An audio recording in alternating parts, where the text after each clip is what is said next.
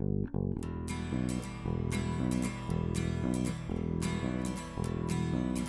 I told you the things I've seen on my ways, if I told you the things I've done in my days, you wouldn't believe me anyway.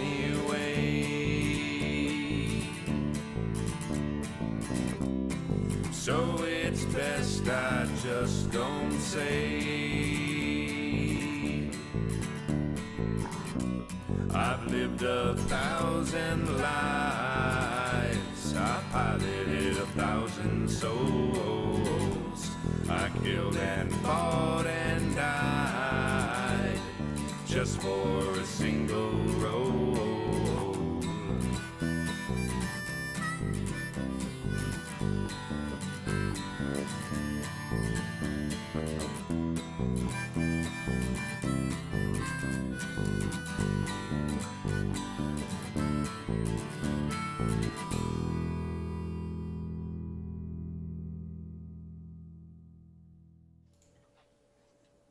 Hello and welcome!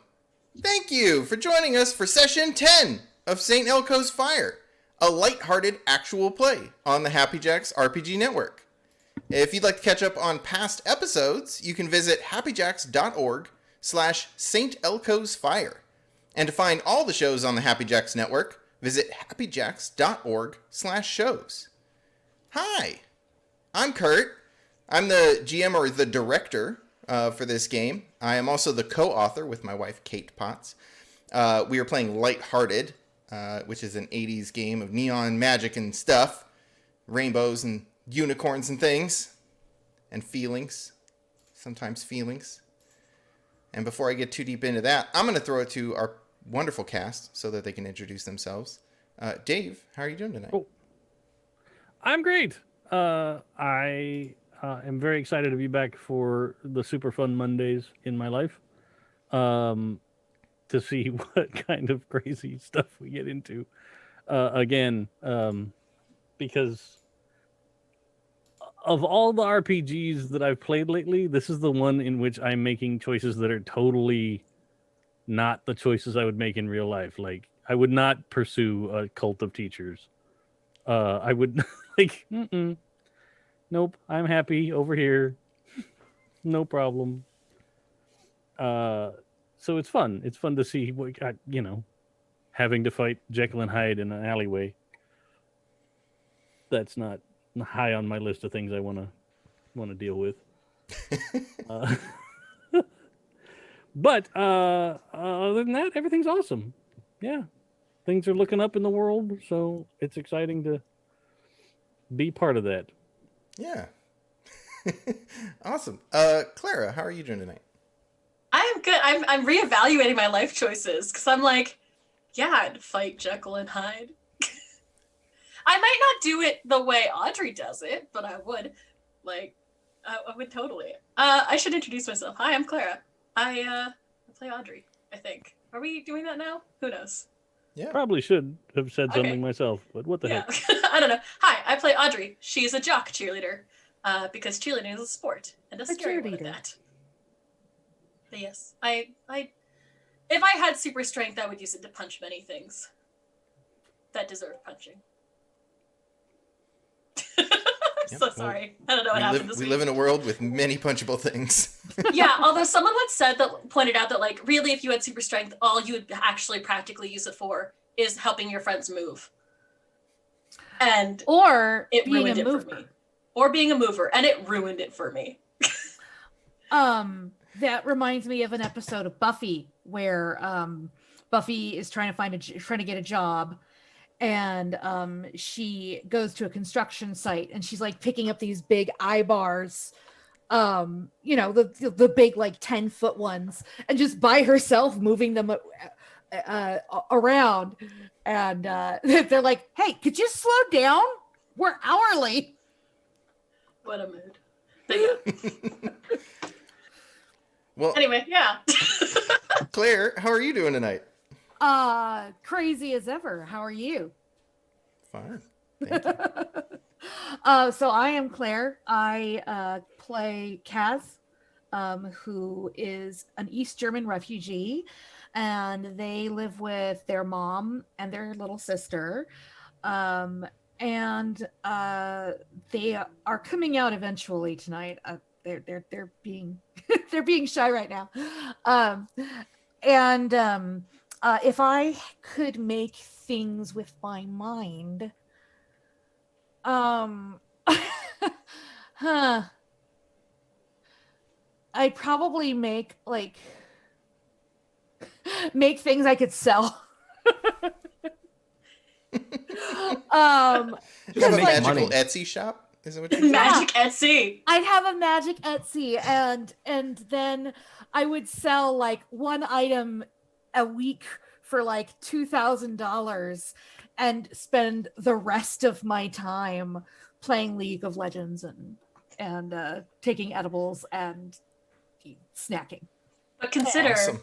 how much easier costume fabrication would be. Yeah, but if it looks, it has to look real if it's a costume. Oh, I'm imagining most of Kaz's creations are just these kind of like yellowish, translucent, like where you can see the outlines of what it is, but it's not like solid, and you can tell that it's magic and artifice. So, Well, that What are sounds you absolutely laughing at? beautiful. thank you. Joe, how are you Literally doing? everything about that is okay. Okay. Hi, everybody. I'm Joe, and I've been playing Zachary Lee. He is the rebel traveler chosen archetype. Having such a blast playing him. Thank you all for indulging his emotional insecurities and impulse control issues. I hear that people enjoy him, so I guess I'll keep playing him. We'll see. We'll see what opens up. Well, I know I certainly do. So before I go to our last time on, did everybody have a moment to think about their XP? Do we need to talk about that, or are we good to move into our recap? I know I've gained XP, and I will spend it and surprise everyone when I hit 10. Sounds when good. we reveal. All right. Okay, cool. Zach has picked up because I had 15 EXP and I was like, okay, I'm just banking the stuff now. So I've picked up Astral Projection and Dreamwalker, which are the last bits of his chosen abilities. So that means I win, right? I became God. I got all the things. You got I am them all. the chosen. Yeah. Okay, cool. I don't. Well, that was You lighthearted. Pokemon. You Pokemon. I'm scared to know that Zach is gone. I don't know why. It scares me a little bit. I'm very I kind of have an idea for what can open up with that, but yeah, I it's don't like that. it's I like it, but I don't. it's scary. It's a little scary. Yeah, Chaos. Clara's excited. I'm excited. Awesome. All right, cool. Anybody else before I move on? Looks like we're good. No, I'm pretty good. Last time on St. Elco's Fire, we see a shot of Audrey laying Neil down in his bed, and then a quick clip of what is it? Audrey like buttoning up the last button and walking out the door. Yeah, probably. And yeah, I don't want to take your agency there. Like, what did we show the people on the what does the audience see to remind us that happened? Probably the Riverdale fate, like fade to black just as they're like kissing, and then afterwards, like, fluffing her hair as she's leaving. Nice. And then we cut to the whole gang pulling up. I believe the next thing that happened was we see the whole gang pulling up outside of Mr. Larson's house, and debating, like starting to get ready for a fight. And we see Zach like telling them like, this isn't gonna be a fight, like back down. And the camera and then it cuts inside the house, where it like wraps around Zach to show this like messy teacher's apartment with like books everywhere. and the like heartfelt struggle of like, will it bring my mom back? And then finally him saying like, I don't want this. And like deciding that he doesn't actually want to like go with the darkness, even though some of the things sound like they're good, or maybe some of the reasons are good, but the means don't justify the ends. And then we cut outside, and there's like that comic relief moment of Zach telling Audrey that Harold likes her, and Audrey that, and like just doing the shout out at Audrey, misunderstanding that he wanted it for Amanda. And then then we see like a bunch of shots of everyone like getting ready for the party or for the concert at the club. We see the Harold taking Miss Strauss for a like gothing her up at the store. We see Audrey and Kaz getting ready together with Peter, turning himself into a member of Kiss. Peter Chris. Oh yeah, I'm Peter.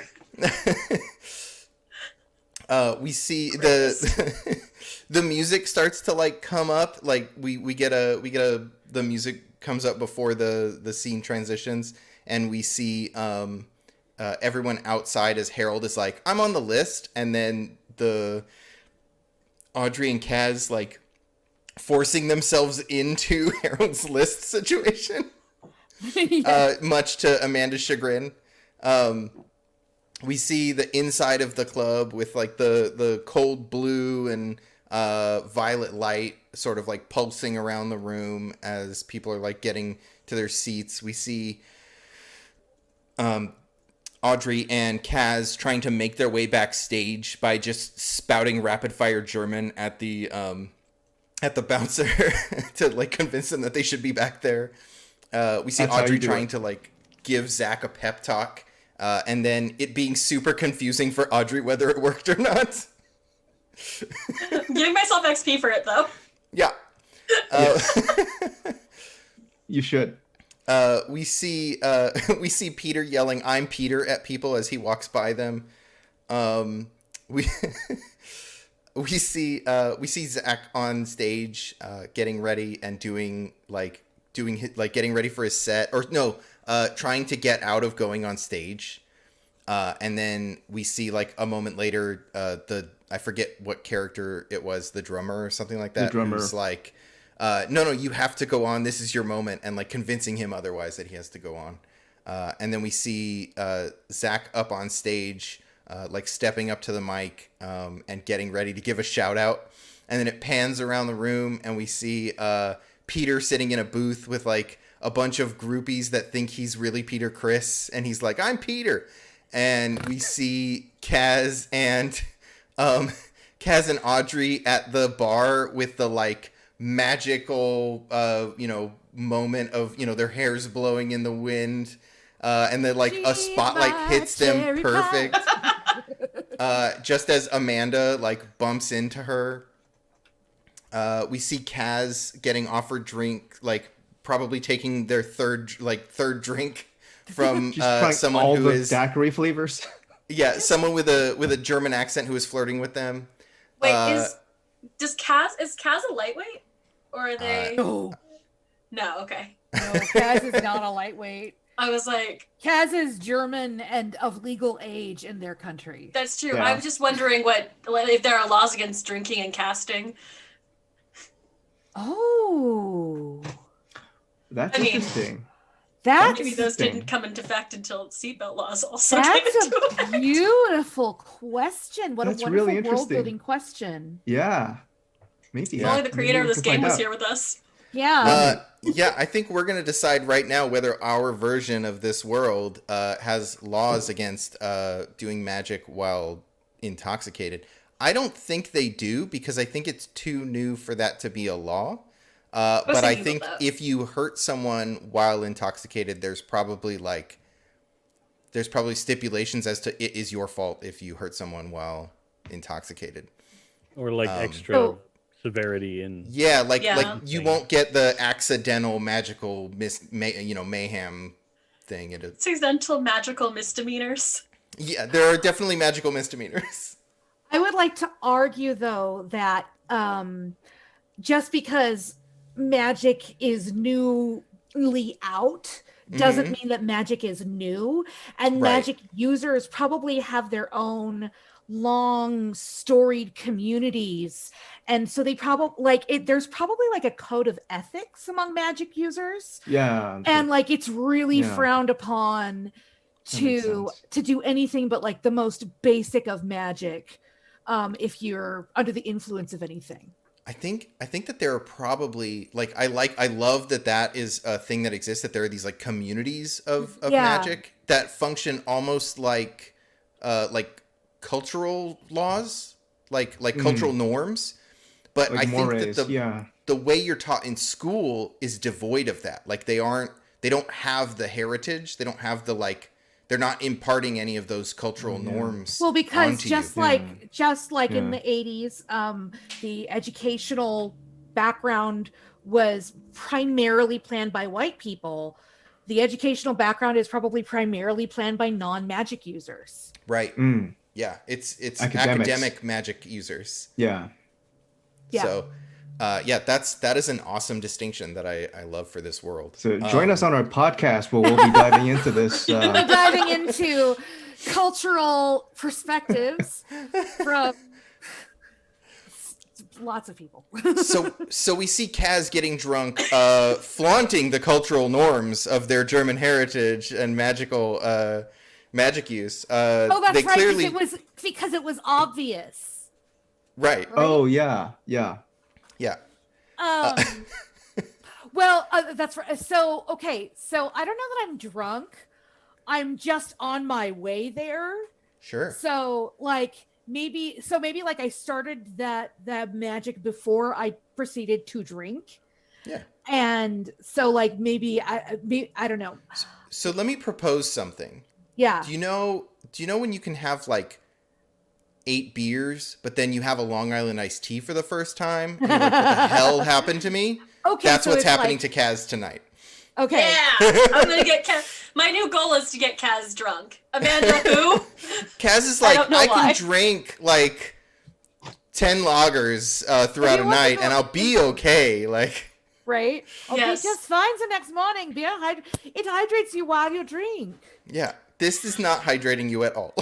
Yes, but the Americans have invented Four Loko. Not yet, but we will. So But so have we they see invented Kaz. Malort? We see Kaz becoming intoxicated, flirting with this German-speaking individual.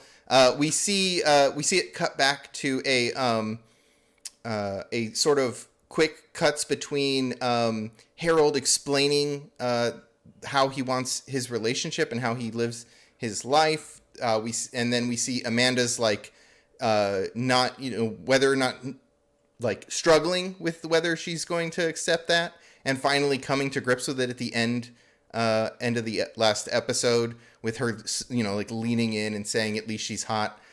And then we pan around to see what's going on in the bar. We see a bunch of people dancing or jumping around to probably the first song of Alien Sex Fiend. Coming up, we see, and it's, of course, it is Harold's Alien Sex Fiend and not Kaz's Alien Sex Fiend.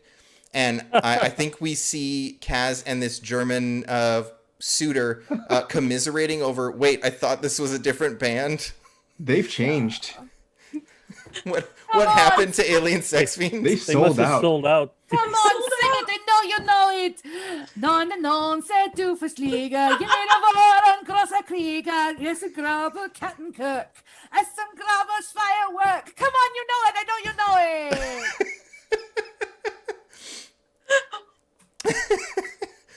it. I think we see Audrey. Is Audrey oblivious to the fact that, well, you've cast a spell on yourself to make yourself the center of attention. Are you oblivious to the fact that you now have 4 dudes trying to get your attention? No, that's normal for her, I think. This is again, Okay. they've used that spell before. That is like Yeah. cheerleading 101. At So, least yeah, going out. So Audrey's getting free whatever she wants. Yeah. I don't think she's aware that you're supposed to pay for drinks at bars. It's the 80s. Yeah. We had to do it once, and that was because Zach freaking made her. We see where do we see Zach when your band is done?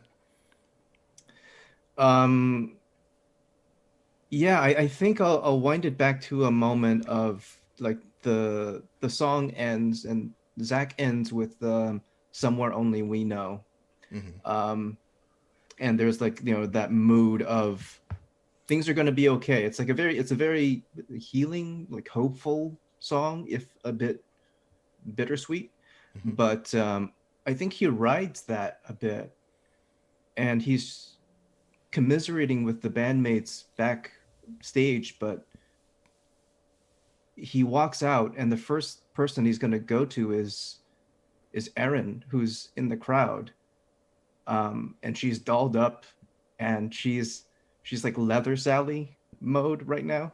Nice. And Zach is like he's just transfixed, but he walks up to her and says, This is the heat I've always wanted. But it's not about what you're wearing. It's just the fact that you're here." And he wraps himself around her. Aww. And I think the camera swirls up, like gives the like the music does that, like it sort of plays like a lovey moment, right? We get during this alien sex fiend thing that's going on in the background, like they just weave in a bit of like synth to get it to like make it like a romantic moment, right? And like the alien sex fiend fades out of the show for a second, and all we have is this like beautiful moment with these two. And then it goes from that over to Amanda and Harold's table. Do we find them in like an embrace? Yeah, I mean, Harold's not going to stop that was happening at the end of last episode.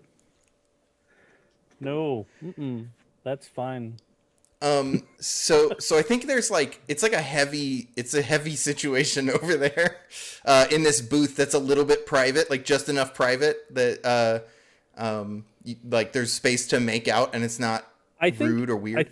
I think I probably haven't even noticed that the band changed yet, like. Especially because I put up like a cone of silence cone or whatever. Yeah. Thing. So like, yeah, that's fine. It's all fine. So you're having this like moment with Amanda, and suddenly you get this, like you open your eyes wide, and you catch Peter's eyes across the club. And Peter is looking at you. And then you get a vision. And you're standing outside a building, and it's dark, it's night. The moon is like low in the sky.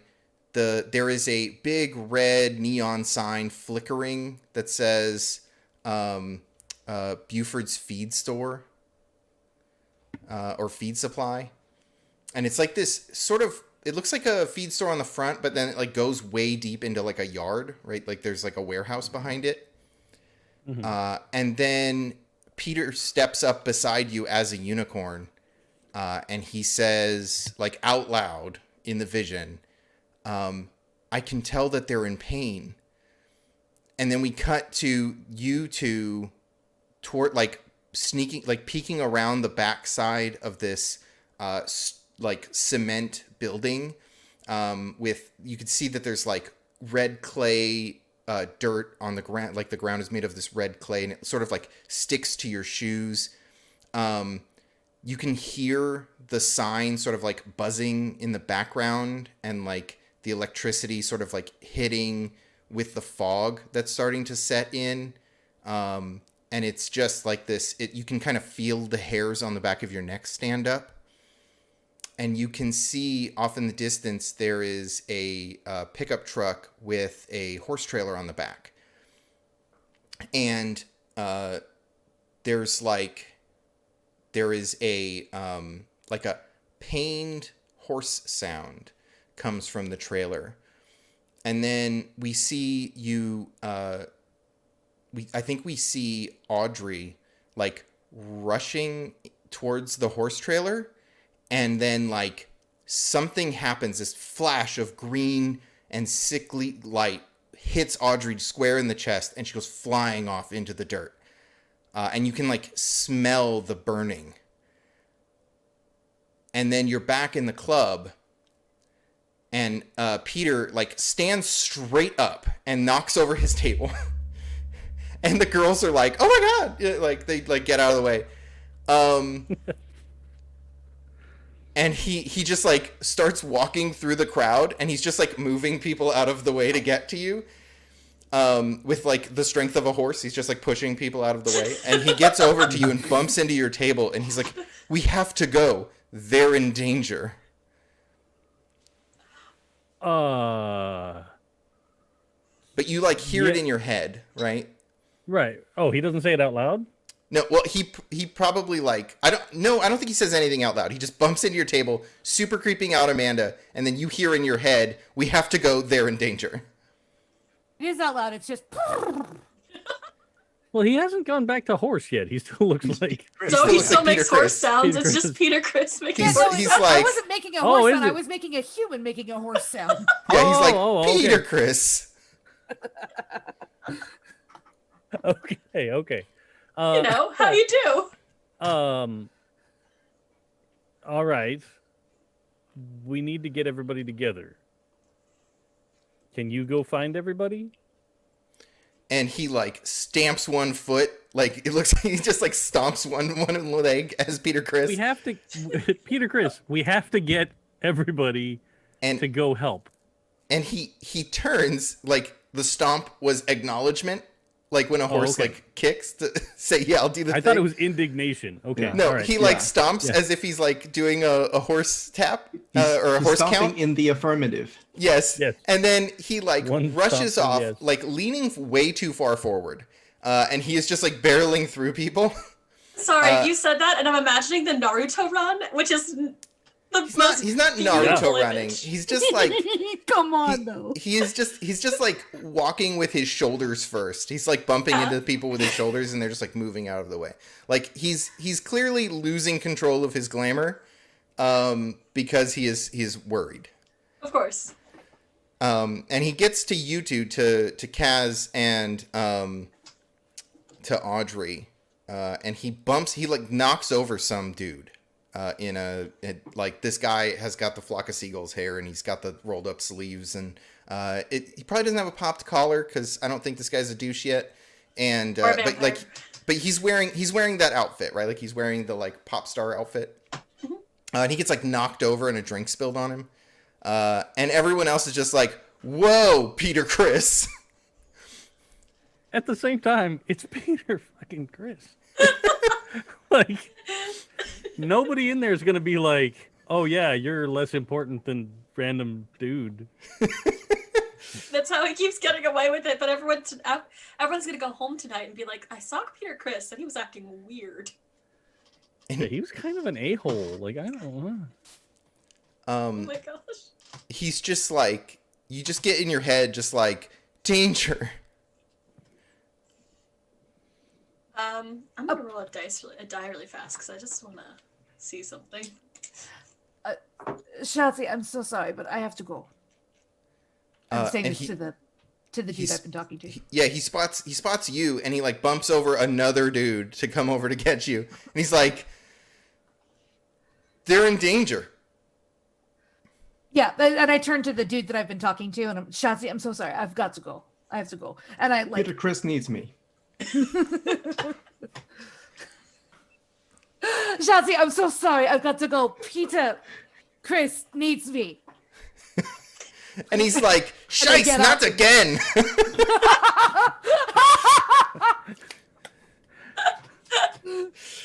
Damn you, Peter Chris! It's like this German dude who has a vendetta against Peter Chris now. Oh my god. It's amazing. I love this. And and he, like, if you say you're going with him, he just turns around and he looks for Zach in the audience. Kind of cutting back to Zach in his embrace with Aaron. Without letting go, he just speaks next to her ear. I don't ever want to let you go, but part of being with me means I'm always going to have to run and be in places I don't want to be. And this is one of those times. The unicorns are in trouble, I think. Something just tells me I need to go, and I have to. Can you be okay with that?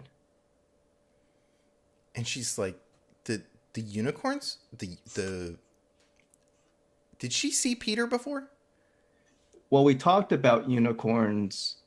Right, we talked about Larson's. them needing a unicorn. Yeah. Right. But I don't think she's seen a unicorn. She's like, okay, listen, I understand that you're mixed up with a lot of stuff right now, and if you need to go, of course, I understand. But you don't have to hurt yourself. There are authorities for people like Frederick. They don't have authorities for creatures like unicorns. And then Peter Chris shows up and is like, Ranger! It was a sweet moment. Peter Chris? Yeah. Zach's gonna like lean in, and he's first of all he's starstruck because Peter Chris just came up to him, and I don't know that it's actually Peter the Unicorn. He's right. Or yeah, or is he making? I don't think you do. I don't think you've seen him as Peter Chris. Literally, Peter Chris just walked up. Oh, okay. No, he came backstage, right. but none of us explained it. We were just like, Peter Chris is here. Anyway. So you probably knew Peter. People were talking about Peter Chris being at the club tonight. Okay. Okay, perfect. And what does he say when he walks up? Danger. And then he starts bumping into you with like his shoulders to like hurt you. I'm sorry. I guess Peter Chris is in danger. I'll always come back to you. And Zach's gonna go with Peter Chris because Peter Chris came up to him. And he's like moving behind you, just sort of like using his chest to herd you towards Kaz and Audrey. Oh, you're strong. Like poking you with metal studs. Yeah. Yeah. Guys, it's Peter Chris. It's Peter Chris.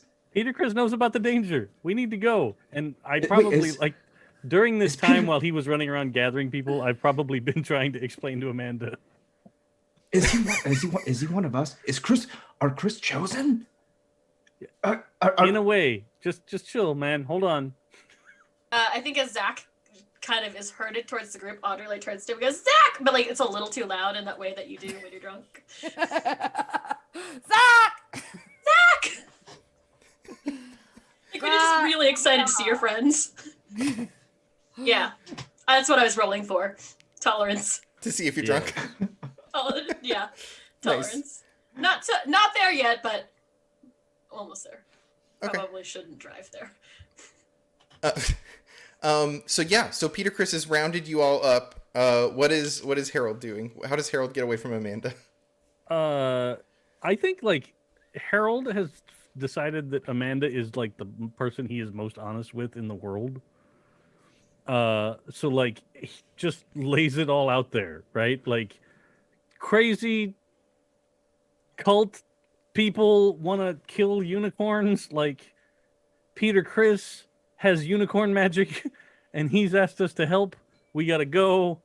And like he like pulls out money for her to get a cab home, and like he's like, I'm so sorry. This sucks. All of the suck, but like people may die if Peter we Criss don't needs go to, help Peter Peter Criss Chris. needs to. Like, Yeah. Does maybe Amanda and Aaron are left kind of together? In a general vicinity. Yeah. yeah. Kind of. I mean, Sure. Yeah, she probably Get to know follows you each over, other. right? Like when which I'm sure Aaron followed you being pushed Yeah. by Peter Chris. Like, Right. wait a second, right? Like both of them are like, hang on, I don't fully what? Right? They're like trying to get more information. And they see you all get together, and Peter's hands are starting to turn into hooves. and I use it as an example. Like, look, I told you, Peter Chris, unicorn magic. Like, I really have to go. I'm so sorry. Like, yeah. Like Hey, he just everyone. babbles. Maybe we should make a circle around Peter Chris, just in case he tries to bump into anybody. Great plan. It's a good idea. Audrey turns to one of the simps and just goes, "The unicorns need me," and turns away and starts like helping herd Peter the unicorn. And Kaz is like loudly in front. Get over there! Peter Chris is coming through. As you all make it out, let me ask this: are you all gonna try to like drive to this place, or is Zach gonna just make it happen? Whose car? I should not drive. I should not drive. Kaz doesn't drive. That's awkward because Zach's very afraid of traveling right now. But that's a conversation no. we can have in game. I'm like, Oh, no. I'm happy to like call a cab and get us there. I think we all get outside and Audrey just looks at Zach and goes, "Do the thing." I'm not a taxi. I don't know where we're going to end up, and I can't guarantee we'll all make it to the other side safe. Zach, I don't know if you've noticed, but we've had a little too much to drink to safely drive. And you have magic superpowers. And what is the point of superpowers if you're not going to use them to help your friends? Well- And unicorns. We kind of owe them. Just a moment there. If it's not safe to drive, is it safe for him to teleport? I don't know. I'm asking the group in character. Like, Well, Have you been drinking? I don't drink. Not There you me. go. Oh. See, he's fine. okay, Let's go. all right.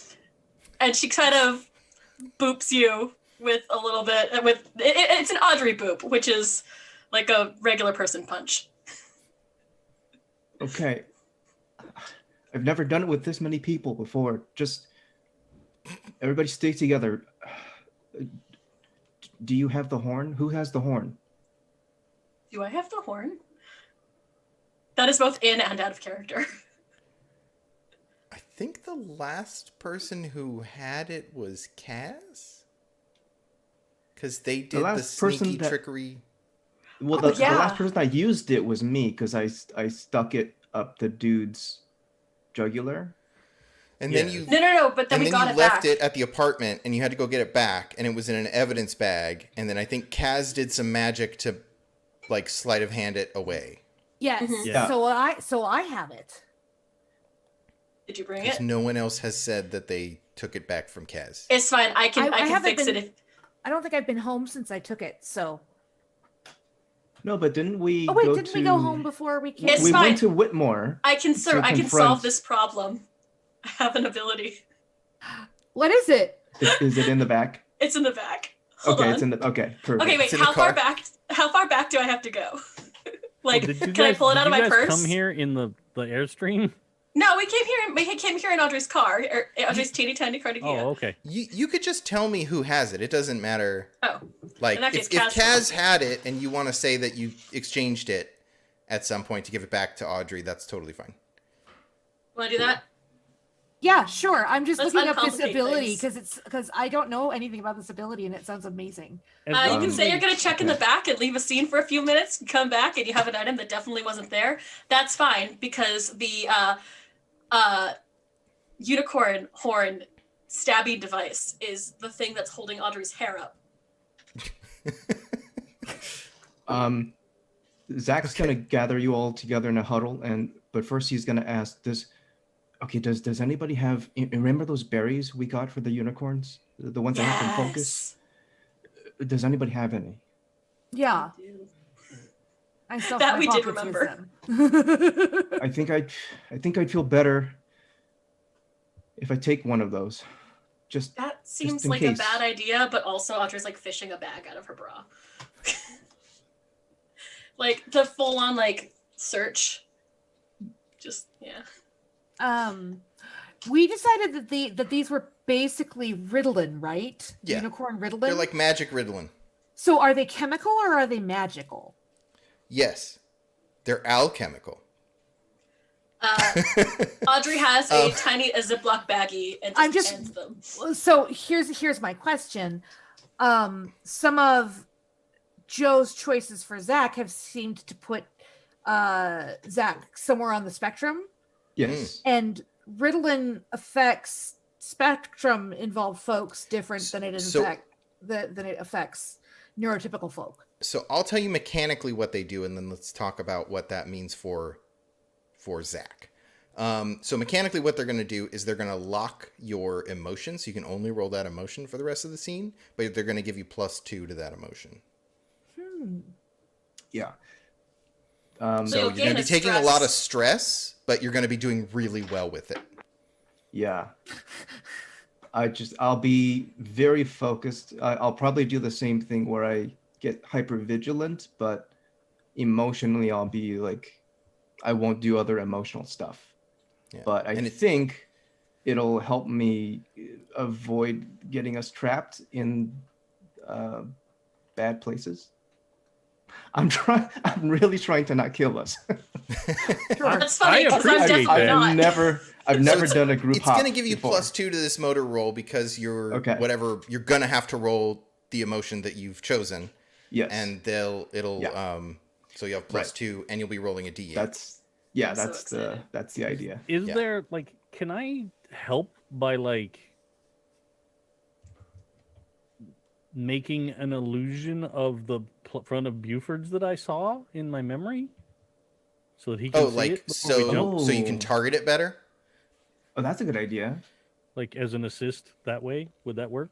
So yes, you could definitely try to do that. You would have to roll to succeed to do that, but it would give you +2 to this next action, which means you wouldn't have to eat the Ritalin berries if you don't want to. Okay, that Or probably both. would be I better. mean- Let's. Start stacking. Actually, no, you're helping, so you can roll an extra die, because that's what helping does in this game. Because it's only been 2 weeks and I've already forgotten. Since the last time we played it. So you'll still have +2, and you'll get to roll your probably blue die. Yeah. Harold will roll their blue die along with your orange die and motor, Nice. and you'll have +2 to the result of all the dice. Okay. Cool. So what does this vision look like? You're implanting a vision, right? Well, I think like I'm doing it like Star Wars little hollow puck style. Like in my hand, I'm just like, this is what the front of the place looks like. You could focus on that, like with the flickering sign, like the whole. That's what I want to do. Yeah. Okay, everybody. I need you all to hold hands, and I need you to think happy thoughts, and I need you all to sing Kumbaya. I'm just kidding. I have no idea how this works. Let's go. I love this. So I roll. You roll motor and whatever motor and emotion my you chose orange. Okay. as your berry emotion, Gotcha. because you're stuck in that emotion for now. I second that emotion. Okay. Yeah. Cool. That is that a 10 on this dice? No, that is. I'm rolling the wrong dice. That's what that is. Okay. Sorry. The D8s look exactly like the other die. Okay. They really do. That's not too great, and that's not good at all. So I got a 4. Okay. I might is be my able to be helpful highest. then. What'd you get? I got a 7. Is that with or without the +2? That's without a +2. That's Okay, so total of 9. because I rolled my blue. You said right. That's good. That's Yeah. good. Whew. Nice. So total of 9. So you just tell us what the other side looks like for a minute as you jaunt over to Buford's Feed Supply. I think it's a rapid cutting of like dimension after dimension after dimension after dimension after dimension. So it's like first we're in somewhere really bright, and then it's somewhere really dark, and then somewhere it's really cold, and then we're on the bridge of the Starship Enterprise, but that's an Easter egg, and you have to pause to see that. And then we're on, we're overlooking a field, and then we're it's just scene after scene after scene. But I think what's interesting is, like, as a group, everyone will have experienced it differently. But we arrive kind of, I think it's going to be Terminator style. When we arrive, there's like a spot You're of a naked? spotlight. That's Well, My outfit was I mean- amazing. Oh, I mean, but there's a spotlight that floods an area in front of the feed supply place, and there's like wind, and then there's like a thunderclap effect, and then and then the group is there. Nice. Nice. nice. I go for the high five. Yeah. Is everything okay? Is everybody okay? Yeah. Are you okay? I think so. All right. Good job. Cool. And All I right, think there's like, oh, go ahead. Oh, it's okay. You can describe Yeah, whatever. I was just gonna say, I think we hear like the song that comes on is this sort of like synth with sort of almost like a clock beat, like where like there's a timer running, right? That's sort of like weaved into the synth 80s synth music that's playing in the background. like Final Fantasy boss music. Yeah, like we just like we just got there, and now it's like there's this like tick, tick, tick, tick, tick, tick in the back, that's like keeping time for the song, and there's like this 80s synth like weaving through it. Sorry, I was thinking about a different song, but that won't work for this. So yeah, you're all standing outside the thing.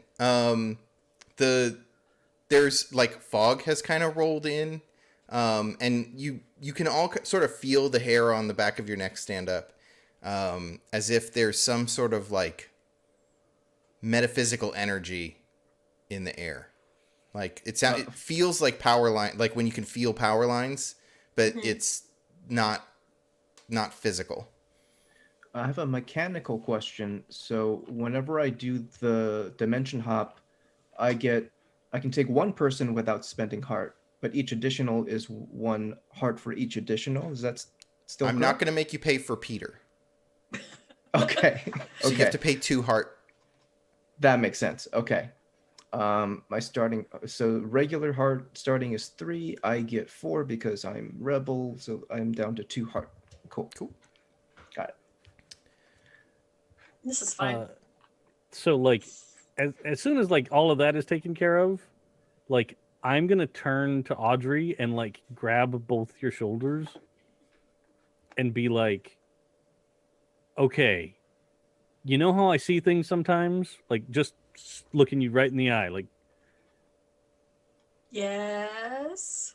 in a minute, Well, if we get around the backside of this building, I saw something, some kind of energy blast hit you. And I don't know if you survived. So promise you're going to be careful. Audrey thinks about this and then just, don't worry. I'm going to be super careful. I'm basically immortal. No. And she like pats him on the head. Don't worry, I'm unshoppable.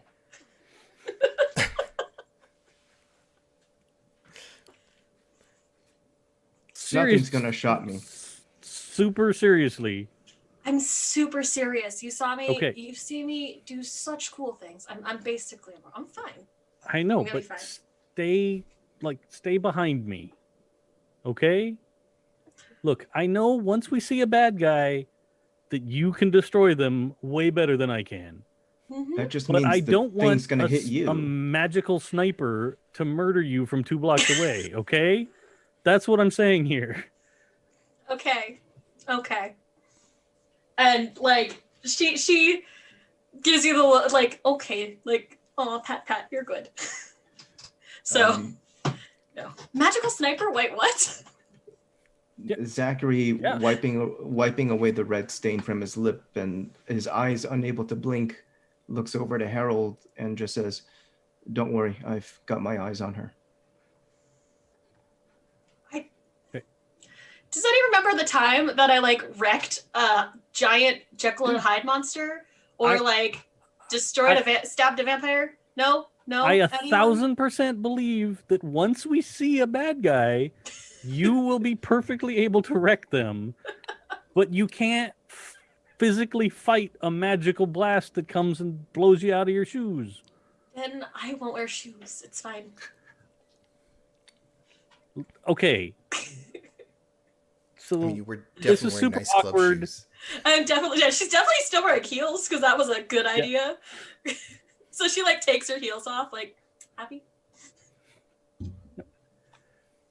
Okay. You're okay. I will be careful.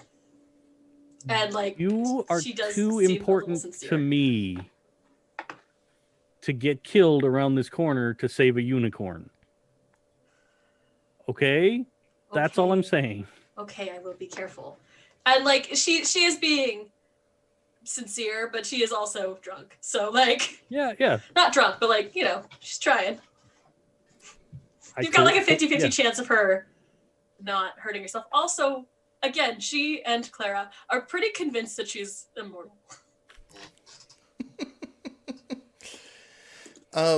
Well, I want Claire to get Yeah. back before I move on. Yeah. Hmm. Is Peter still Peter, Chris? So- or is he fully so back to the unicorn? Peter is Peter the unicorn.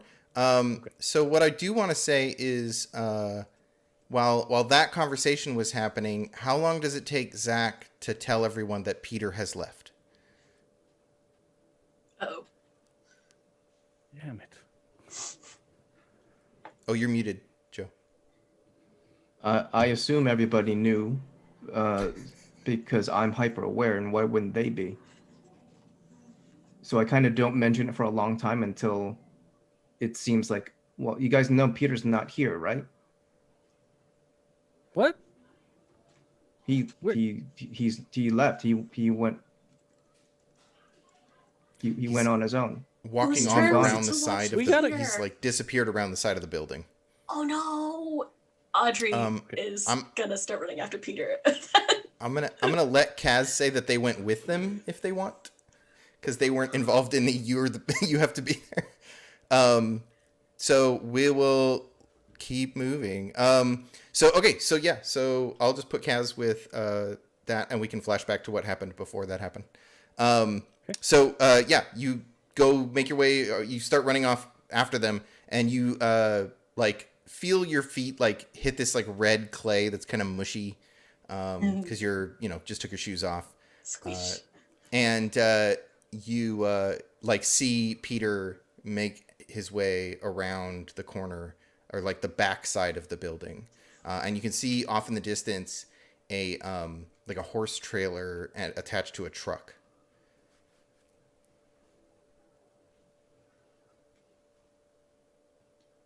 And from near that horse trailer is where, in my vision, I saw the blast coming from. Mm-hmm. Yeah, like you saw Audrey run like behind the building, and then like get blasted back away from whatever was on the other Okay. side of that building. So if she's running, I'm going to attempt to run faster. I'm not okay. She's not running that fast, but she is like moving quickly after the unicorn and Kaz. Okay. Well, I mean, like, Yet. if you want to have a roll off on who gets faster, like that's. But if cool there's with me, ever too. a question, though, If there's ever a question, Oh, that's true. I can't defeat rules as written. I am immortal, he's unshoppable, guys. Yeah. unshoppable. If there's ever a question of Warriors, who babe. goes first. It's my favorite thing now. Okay, so so Audrey makes her gets back to the. Do you just run around the corner? She's sort of. I'm just trying to catch up to Kaz and Peter to see, Okay. because I don't know what they're up to, and they, according to Audrey, Kaz is squishy and must be protected at all costs. Yeah. Man, I want to know what Kaz is gonna do before I go on. I'm gonna intermission, and I'm gonna talk about something that's super cool that I think people should know about. So, hey everybody, you can, if you don't want to hear my little ad for a thing that's happening, jump ahead 20 seconds. So right now is a thing called Epimus 2020. Epidiah Ravachol every year for his birthday does a sale where he creates a bunch of gets together a bunch of tabletop RPG PDFs that people are meant to give as gifts for the holidays. And this year he decided to do itch bundles. So there are 7 bundles in total. There is Dasher, Dancer, Prancer, Vixen, Comet, and Cupid. And then, which are all smaller bundles for $30 with various games in them. I am in the Vixen bundle, Team Vixen. And then there is a one big large bundle, which is the Dunder and Blixen bundle, which has all of the 69 games for $120. It's like $500 worth of PDFs. There's big names in there too, like Fall of Magic is in there. Mitch Tim is in there. Turn is in there. There are a bunch of really, really cool games in these bundles. So go check them out. You can learn more by following me on Twitter at Kurt Potts, because I tweeted about it a whole bunch. So go check that out. And we still don't have a player. I know. I just checked to see if they unfortunately this Dust Baby. Okay. Well then we shall press on. So yeah. Like Lee's nails. Let's just do a bunch of in-universe commercials. Oh yeah, do we need in-universe commercials? It's like Hooked on Phonics, but it's for Magic. Yeah, we'll just God. world build with commercials. What's the cheap beer that everybody drinks in this world that's supposed to be infused with light or something like that? Oh my God. Well, it's like a Bud Light kind of situation, but the light definitely means like. Yeah, it's like maybe it's like Anheuser Light, Anheuser Light. but it's actually like you get a 6-pack and it's the 6 colors. Yeah. Mm-hmm. Like each can is a different color. Yeah, Oh yeah, my yeah. God. Oh God, Red Bulls in this world must be crazy. Red Bull isn't even invented yet, but they must be. Did we just have cocaine before 2000? Yeah. Just do cocaine like a fucking adult. Yeah. It's the 80s. That's upsetting, and I love it. That was Cocaine. I think it was like a Reddit post, and it was someone pouring 4 Loco into Red Bull or something like that, and the first response was just do fucking cocaine like an adult.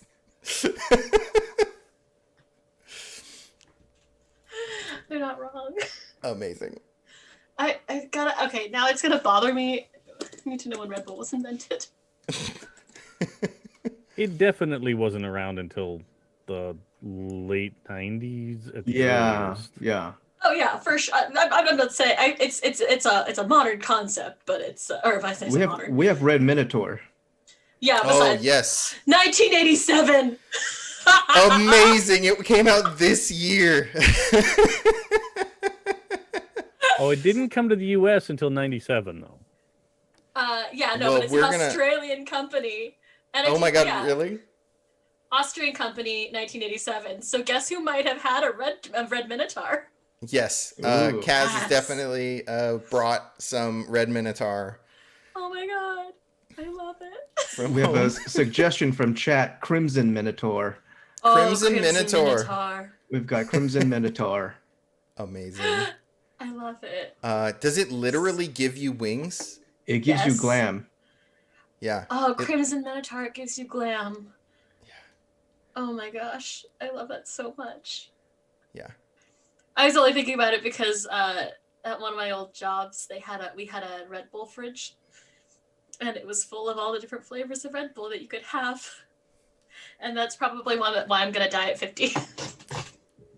I've expended all my heartbeats. Oh my gosh. I actually can't drink Red Bull anymore. I did one of those mud runs when I was in my 20s, and it was sponsored by Red Bull. And I was like young 20s, and I didn't think to bring water. And the only thing that was available to Oh drink my was God. free Red Bull when I Oh my finished God. this I hate it. mud run. I love it and I hate And it. it was on the Navy base. Like, it was intense. It was How are you not harsh dead? friggin- well, I was in my 20s. You're basically That'll do it. invincible. You're unshoppable in your 20s. You're unshoppable when you're 20. Unshoppable. Yeah. Short of like getting hit by a car or whatever, you're probably good. I've survived more cars than hangovers, so I don't know what to tell you. I had a early 2000s. I was working at E3, and we got to go to this industry party that they turned the top floor of like this abandoned downtown LA building into a beach. Like, they carted in sand and had it all set up with like cabanas, and it was partially sponsored by Red Bull. So like the only free drink was Red Bull and blank. Like Red Bull and vodka, Red Bull and Jaeger, like whatever choices you wanted to make, they were all bad. And at some point before the night was over, I ended up with like a baseball sized hole burnt in the back of my shirt. And What? yeah, So this it is was good. how I want to know how. I'm so scared. And I love it. I don't know. I don't know how it happened. It was the only shirt I had to work the rest of the week at E3. So I had to go out and find a shirt that was the same color to wear as an undershirt and trim the char off. Yeah, it was good. It was a good time. I love it. Amazing. Huh. So now that I'm looking at the history of Red Bull, this is super not sponsored, but it could be. Now join us for our podcast on. World building Virtues into of Crimson Red Bull. Minotaur. Yeah. Yeah, no, Yeah. it's Energy drunk history. the I would totally rock that show. I would rock the crap out of that show. The company was founded in 1987, but like wasn't introduced to America until later. So, oh well. However, energy drinks exist. They're terrible for you. Yeah. Don't do it, kids. They're the worst. I did drink a ton of Rockstar though. I'm not like immune to the energy drink craze that happened. I was a monster kid, which is also why I'm not gonna live past 50. I was the brew espresso and then put the brewed espresso back into the espresso machine and brew it again. That was my energy drink. That's horrifying. What? It gets the job done. I'll tell you what. Yeah, I bet she does. Is that a thing people do? That's what I did. My tiny mind is blown. Also from chat, yeah. Also from chat, Stuck on Spellcraft is the Hooked on Phonics. Oh, my yes. gosh. Yeah. Stuck on Spellcraft, and it's like trying to get more kids into Spellcraft early, kind of like Stuck on sigils. Stuck on Sigils. Reading Rainbow has an entirely different show theme here. Yeah. Right? Well, in this world, magic is a little akin to programming. Yeah. Yeah. And I'm it's just a thinking little about how. So, and obviously, I don't know if this is something that you would want in your world. So programming used to be a very like female-oriented like job, and then it switched over to being sort of a male-dominated space. And then in the late early 2010s, there was a huge push for coding games and stuff for girls again. And so it's interesting. So in my brain, there's definitely a little bit of like, is it at all possible magic got gendered on accident, or like gendered and then ungendered, then gendered again? But or like stuff on spellcraft seems like something that would be a total campaign for like getting kids involved in magic. But when you think of it as programming, it's sort of, Yeah. Like teaching magic literacy. yeah. Like with like elementary school kids probably have like a magic class. Yeah. Like a typing class. I want to colored imagine Legos.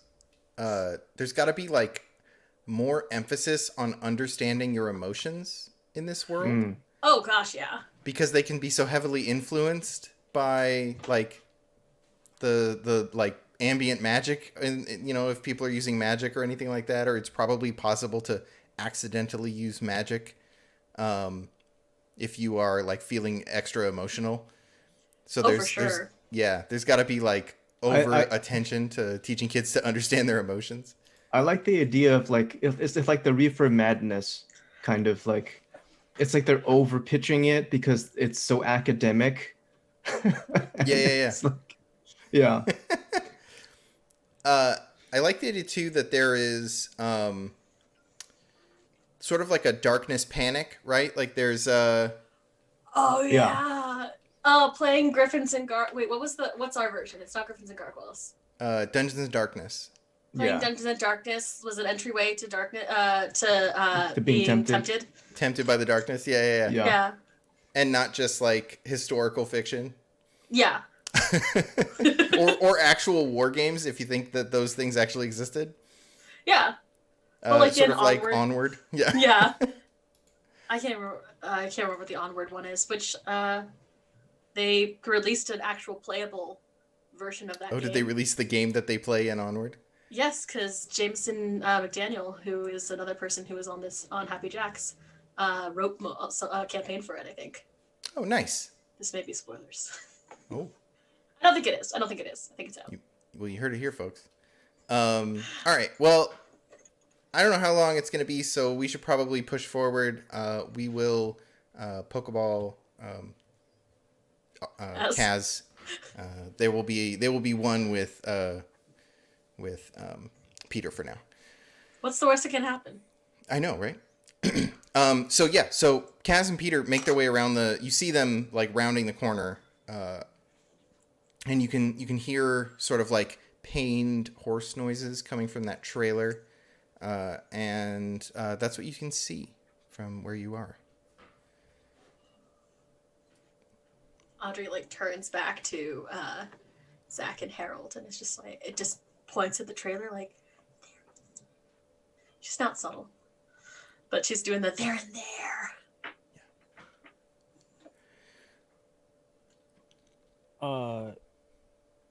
I'll get right to the corner and then like poke my head out at an unusual head height. Right? Like you get real low. Yeah. Yeah, like I'll duck down and kind of peek out around the corner. Yeah, you can see. You know what? No, that's dumb. I'm just gonna make a reflective surface and look around the corner. I am a dude with a bunch of magic. Yeah, we have magic. What are we doing? And I specifically put all my XP into making blue magic better. So that's what I do. Okay, cool. I don't think you have to roll to make a reflective surface. So you peek around the corner and you see like sort of a lot, like a yard, where there are a few trucks. There are some like forklift type things, backhoe, not a backhoe, but like a forklift, and a couple of like some heavy equipment that you could use to like move pallets and stuff around. Yeah. There are crates and things like containers. There's probably like a few of those big metal containers. Around the side, you can see that it's sort of open a bit, like where there's a loading dock. And then on the far side, you can see that there is a big bay, right, where you could like move animals in and out. and there's like a big rolling door that is open. But you don't see Kaz and Peter. Where'd they go? They probably went towards the trailer. Question for the class. Have we found an upper limit to Audrey's actual strength score? Like, can she lift a building or what? Like, can she lift a forklift? Is it over 9,000? Um, Because we've established cars are not difficult, or cars are probably within the realm of reason when she actually uses her ability. yeah. You might have to roll to, like, lift a forklift. Okay, just making sure. Yeah. Asking for a friend. Asking for a friend, definitely not me. I wouldn't operate heavy machinery. Just gonna eat it. Yeah, so you see this, like, open area, no horse. You can see that, I don't know, where are you looking? What are you looking for? Well, like I'm trying to scout out in my vision where the blast came from that I saw. Like that's specifically where I'm focused on. I mean, it looks like it probably came from sort of the middle of this lot area. And Middle? it doesn't look like there's anybody standing there. Nobody's standing there, no. Maybe they're invisible. Well, even more reason to be super careful. We should make me invisible. This is flawless Audrey logic, along with the shoes. I mean, I'm willing to give that a try. Sure. Is the all eyes on me spell still active? I don't know how long that takes. The all eyes on which spell are you talking about? The one she used in the club. Yes, that is definitely still happening. God damn it! Yeah, because it was Harold. the compromise was that it was way obvious, Yeah. so it's Shit. probably still running. It's just the wind machine still going. Your hair is just like flowing, and there's no wind. Yeah. Yeah, and there's a perpetual spot on you. Shit. Harold. I have planned this poorly. And like tiny little sparkles. Yeah. Yeah. I get a quarter just sparkling. And it's always the slightly soft lens. Oof. Yeah. Oof. Okay. New plan. Harold, where did you see the bolt come from? Like out in that yard around the corner. Okay. But I new don't plan. see anybody there yet. It's the trailer. It's this thing that does the thing, right? Well, it's Okay, Not the just bolt. The that trailer horse is in the trailer. The horse is in the trailer. Okay, so new plan. I do a distraction, and then Zach poofs into the trailer, and he steals the horse back, and then we leave together. Zach very suddenly sits down on the ground and lies down flat, closes his eyes. What are you doing, Zach? I'm going to roll astral projection. Oh my god. Okay, Nice. you're gonna have I to love use this. orange. Yes. Which is perfect. Yeah, so make sure you mark a stress when you do that for rolling your current emotion.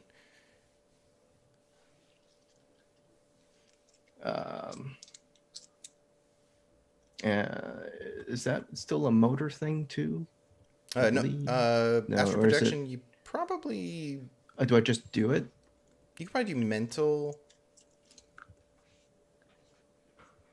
As an action, you mark stress and send your spirit into anywhere in the world, but you are unable to affect the physical plane while there. Oh, While you don't- projecting. It doesn't look like a roll anything, but No, you don't have should to I roll. roll? Yeah, you don't. Yeah, you're right, okay. You don't have to roll. Okay, cool. Okay, cool. So, And yeah, you can I'm mark going stress wherever you like. I'm going to mark stress on red. Okay. So, Okay. where do you send your spirit? I'm going to go to where Harold pointed out and see where would it have come from and what's over there. Oh, sure. Okay. So you're gonna try to figure out what's going on. Yeah. Okay. Hmm. So you guys just see Zach like very stiffly sit on the ground and then like fall like straight back with his eyes closed. Roll mental for me. Okay. Just flat mental or with okay. Yeah. 4. Okay. So, oh no, mental and orange probably because you're. And my orange. Okay. Yeah. You have a Claire. CD. 9 is my highest. 9. Okay. So from that side of like from being in that part of the yard, you can see that there is a distortion between you and where you were. Like as if there was a big piece of plexiglass there. Like a shield Something. or something. Okay. What do I immediately see around me? So you can probably see into the building from where you're at. Yeah. So you can see that inside the building there are like stables, but they are like covered with chain fence. So like it looks like it was built like a stable, like a big cement area, but then like anywhere where the cement isn't, it's covered with chain fence. The other side, you can see that there is a door leading into the building on the side of the dock, and it is slightly open, but you can't really see into the place. You can see that the door is slightly cracked. I'm not though. seeing people, or at least like visually, I'm not seeing people hiding around corners ready to snipe or anything. No, you don't see anyone ready to snipe. Okay. I will say that we can cut to Kaz. So, so backing up a little bit, Peter. So Audrey and Harold are going back and forth as to whether Audrey is invincible and how careful she should be. And Peter takes off towards the back of the building. And I sent you with Peter. So you and Peter went. When you get to the edge of the building, Peter just like darts around. Like you get the sense that he's like, my family's in there, right? And he like makes his way around the building, and when you make your way around the building to keep up with him, Peter has been caught in some sort of like net thing, but it looks like it's like green conjuration, right? Like it like magic that has clumped him down. And someone is standing there with a pistol pointed at you. And they just wave at you to go indoors. And then I'm going to say that you obeyed their command because you weren't there when they got around. But we I can't believe hear you're you, muted. Yeah, you're muted. You're still muted. Yes. There. Ah, Hi. There you are. Hi. I want to make a roll to sober up. Sure. Try to, That's a like, good idea. Not Yeah, gonna do try it. to, like, That's a good idea. yeah. So not as bad as it looks. Roll bod. Roll bod.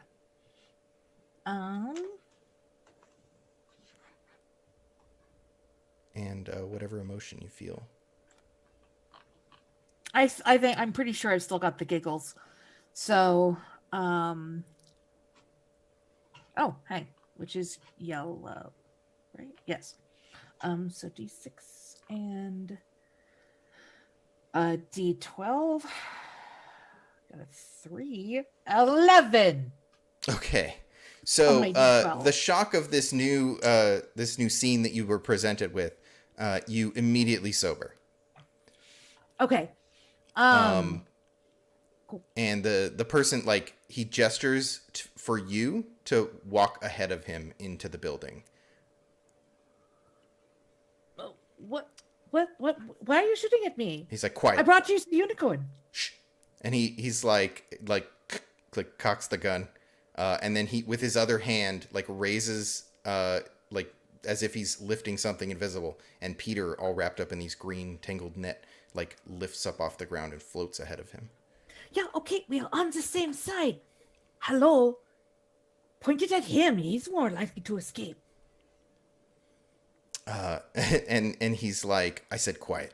They're going to want to talk to you. And he like follows you into the building and closes the door behind him, but it doesn't like latch. Inside, you can see that there is like a big loading dock area where there are crates and things like that can be loaded. There's feed and other things like that. On the far end, there are a few people sort of standing around negotiating with another person. So there's actually, you would recognize Mr. Larson. So you see Mr. Larson talking to a couple of like gruff looking guys. And then you are followed by this other dude with a gun. Mr. Larson is Harold's boo, yes? No, Mr. Larson is your teacher. Oh, Yeah. Okay. The dark cult needs to sacrifice a unicorn. Mr. Frederick Larson. Right. Okay. Herr Larson. Hello.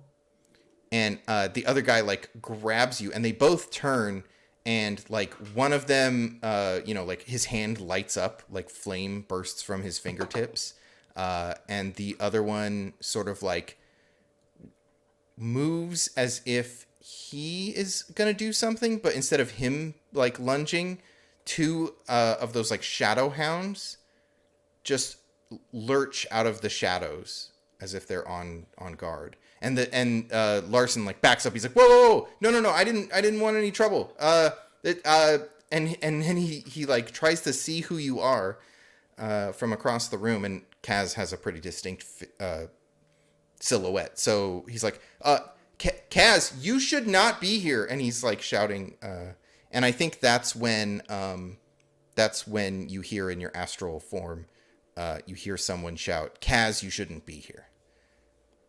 Okay. I'm gonna snap back and bolt up. She's in the building. They've got her. We've got to go. Cool. Hi, I'm gonna do something stupid. Okay. I'm Clara. I'm gonna play stupid. Actually, so do you remember? I don't have a deal for stupid, Clara. So Audrey has an ability. One of the warrior abilities is that anything can be used as a weapon. Yeah. So here's a follow-up question: can anything be used as a shield? Yeah, sure. What kind of siding is next to us? You're gonna like blast through the wall? I was low key like, if there's like corrugated metal, why not? Oh, it's like a cement building. God damn it. Yeah, it's like a cinder block building. Damn, we didn't take a car here either. What's the roof No, made you're out fine. What? You know what though? What's the roof? Like it's like a yard, right? So there's probably something not attached to the building, like off to the left, that you could definitely rip a chunk off of. Like a fence or... Yeah, I think so. I think a pallet Audrey... jack. Yeah. Yeah. I think Audrey is about to go charging and goes, no, because she's drunk. Harold said be safe. So she goes to, she kind of stalks back to the street and finds a car parked next to the street, like on the street. Sure. And pulls the door off of one. Viper armed. I didn't drive here. Yeah. So you rip the door off a car. Yes. I'm sure you do. Like you do. Yeah. Oh no, the hood off. I think it needs to be a little. Oh yeah, the hood. Door has a handle. Yeah, doors have handles. Yeah. They got windows too. That's true. Actually, okay, hood. Or is it the van door? Is it the door to a van? It's the door to a van. Oh my god. Ooh, perfect. Slider. Yeah, it's a slide door. See, for a this van. is safe. Harold said safe, so Audrey's going safe. Yeah. With So a it doesn't have a shield. big window. It just has one of those round bubble windows, like Yeah, on one so little you can part see of it. through it, right? But it is the size of your whole body. Yeah, which is fine. Because do we have an indication as to where they were going? Kaz and they where went to Kaz follow disappeared into? Peter. Like we know they're in the building basically. yeah, they're inside the Yeah. building. Yeah, I'm a do that thing where I charge into things stupidly. Okay. Leroy. So the song changes and gets like super intense. What song kicks on? The Warrior by Patti Smith. Awesome. It's 1998 or something, but I don't really care because it's The Warrior. Awesome. Make a reaction roll for me as you run around the side of the building. Oh man, I'm gonna get shot.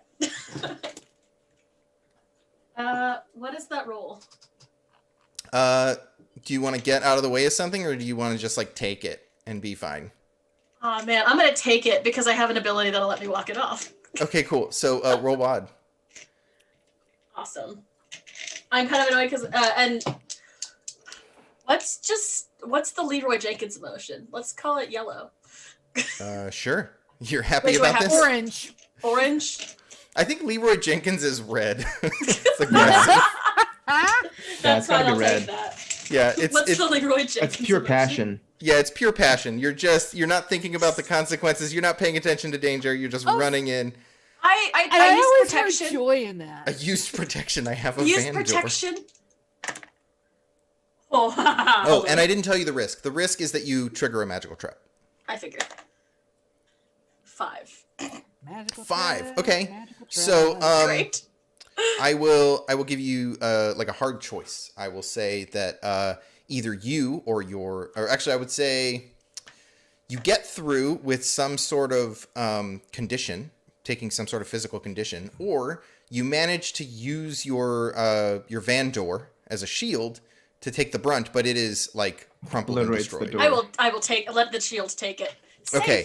See? Safe. You blast through what is clearly some sort of like magical contraption that has been set up, like an electric fence.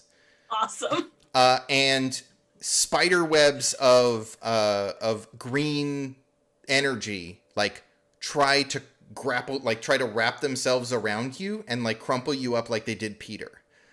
But instead it catches your shield and you manage to like shove it away from you and it crumples the shield up, and now there is like the door is like scrap, just covered in these electric things, and you manage to make it through. But you can see that the trap seems to be still active, but you could guess that it only hits whatever the first thing to come through is. That's good It's to like know. it's like set up to stop one thing, and then At a time. the next, like, so if it's a long time, say a few seconds or something, before somebody else tries to get through, it's back up. Mm-hmm. I find it very amusing that this is to I'm a warrior, because I'm picturing like, you know, the song starting and then she gets I'm a warrior, bang bang. Like, Audrey stops for a second, like panting. It's just like, that could have killed me. Why are you leaving this around? Ba-na-na-na-na-na-na-na. Yeah, so that happens, but it makes some noise. The crumpling of the door is yeah. like loud, and inside one of them screams at you. How many are there?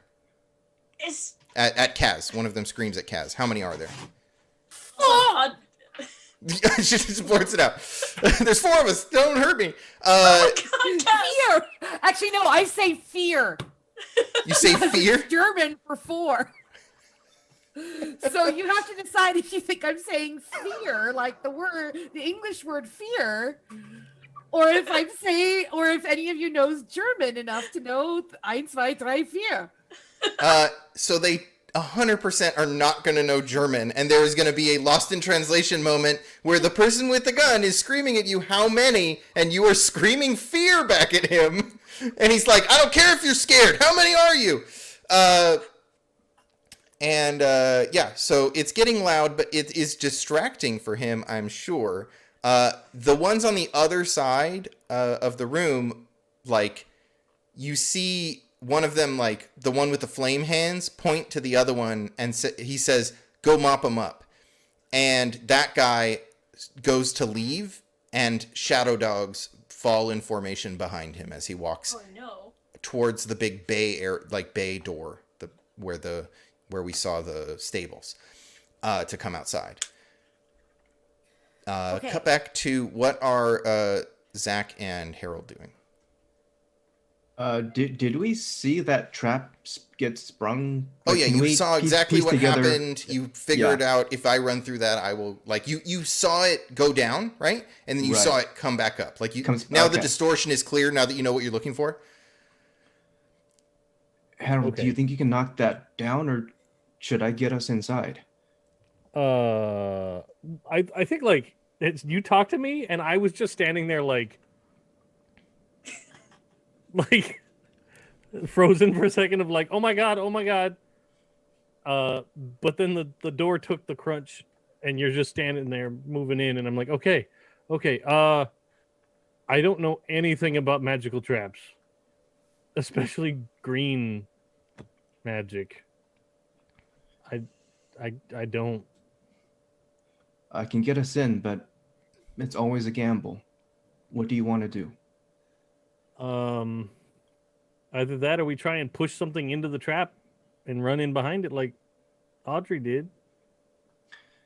You You know more about your power than I do, so I'll go either way. Zach's gonna tap into his, because he's still got the magical berry focus. He remembers how good he was at levitating objects and manipulating objects through telekinesis. So he's gonna pick up like a large rock or tree or whatever piece of thing nearby Yeah, sure. and have that as like a buffer piece. And he's going to look over at Harold and say, "Stay right behind me." Gotcha. Like, yeah. Shall I roll for that? Yeah. Yeah. Yeah. And remember, Okay. you're probably marking a condition this time because you're using Yes. orange magic. And you can probably roll motor here. Okay, cool. But you are going to take a condition because you can't mark stress because you've already marked stress on orange. Right. So the condition should be something like, I don't know, maybe...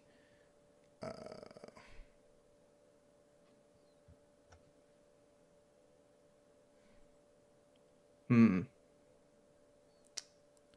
see. This is because you're hypervigilant, so you probably can't feel calm. So maybe on green. Yeah, that makes sense. I like that. So yes, you don't have to mark stress. You just take a condition. There you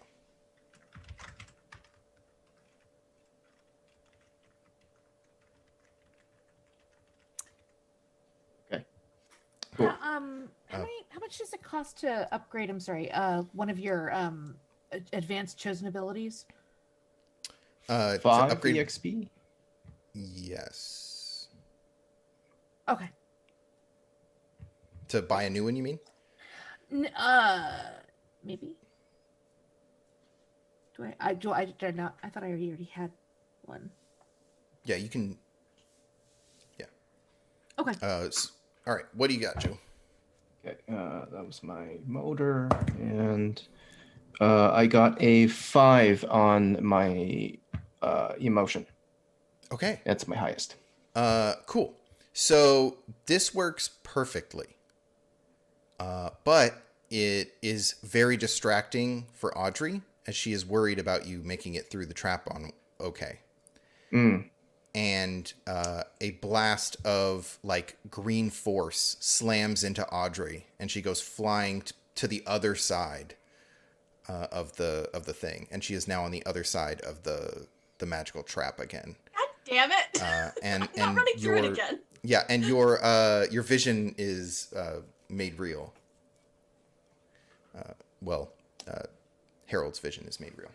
Kind of. As there is now a man standing there with like shadowy smoke billowing from his outstretched hand and several shadow hounds like moving around him in formation. Okay. That's a thing. Hold on. So what does Harold do? Can I? Well, first off, I feel the need to shift my emotion. Okay. So like I'm no longer yellow happy about stuff. Yeah, I could see this being a valid reason to move your thing, since you have a fear of shadowhounds and all. Yeah, but I think that this shift is definitely not going to be afraid. This shift is going to be like, no, you all are going to pay for that. Okay. Like, yeah. So I'm going to shift to violet. Okay. And I'm going to do some bad magic about it. Okay. I like it. Tell me what happens. Well, like, excuse me. I think he just wants to make that guy dead. Like, just, yeah, in like a super horrible way, right? Yeah. Like a curse the bad, yeah, like yes, yeah, some kind of like maybe like his esophagus erupts in boils, like ooh, just yeah, like super gross, super bad, like John Carpenter's The Thing kind of quality to it.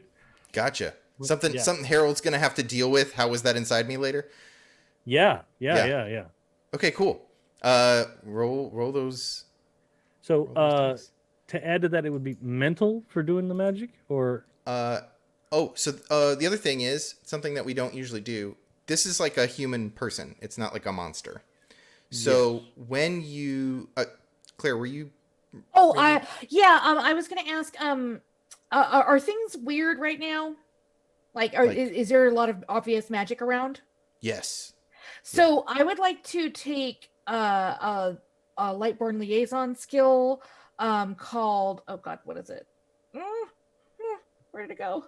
I just had it up. I'm so sorry. But basically, when things get weird, you are in control of the scene. Casual chaos. You've grown accustomed to the weirdness Lightborn create all around them. When things get weird, you are in control. So I would like to take control of the scene. Okay, so let me finish with what Harold's doing, and then you can take control of you can try to take control of what's happening inside. Great. Okay. Okay. So first thing you have to do is when you try to kill someone, you have to roll psych to see if you take a condition first.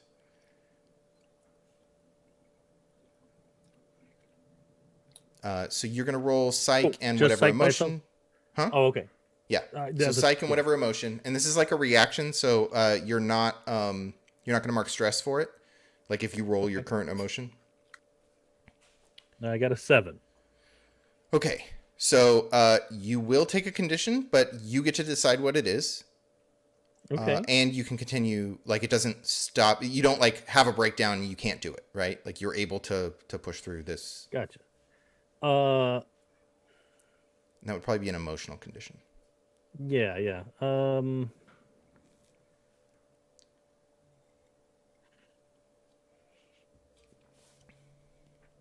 I think it's like maybe it's gonna be on yellow, and it's gonna be like mad with grief, Sure. kind of Yeah, like like- just like I don't even know if she's okay or not, but like the fact that it happened just like I saw, and I didn't manage to do anything about it, like Yeah.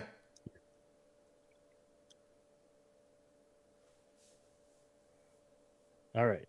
So now for the magic-y part, and Yeah. that part is mental and the emotion. Yeah, you can do. It would be mental and the emotion. Okay. It's gonna be real bad for this poor gentleman. I got a 12. Okay. Wow. That's So gonna suck for you get him. great effect.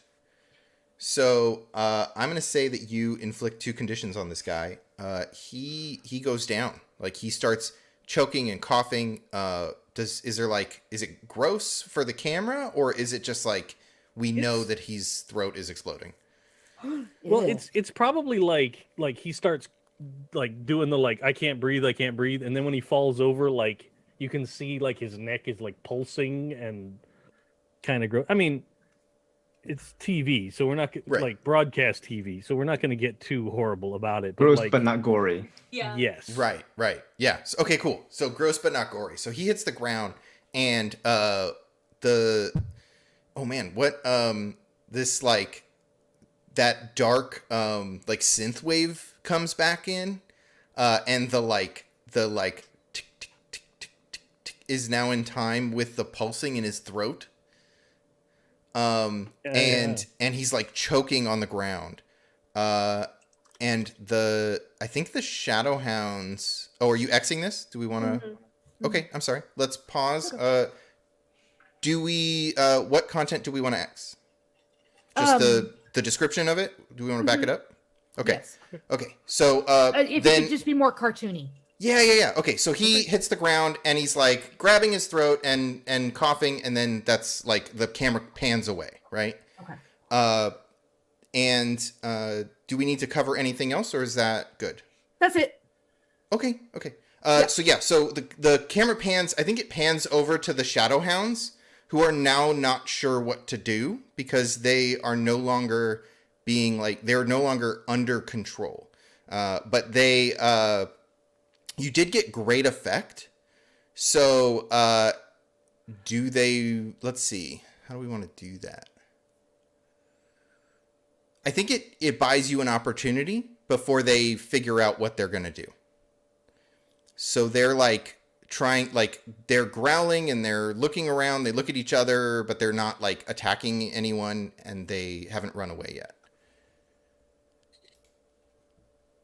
Can I take a condition from getting shot? You are stuck on the other side of the barrier. And can I see the Shadowhounds? Yes. Okay, last question. Where are my shoes? Where did you leave them? I don't know, because I didn't put them down, I don't think, but I also can't imagine I ran in with them. Who did you make hold them? Probably Harold. Okay. Okay, Harold, that when did you drop her shoes? probably like at the corner of the building right before I made the run with. Well, the Crossing idea the was barrier? gonna be I was gonna tank for I was gonna draw aggro from the Shadowhounds. Okay. Which I still probably can do. I just can't throw my shoes to do it. Yeah.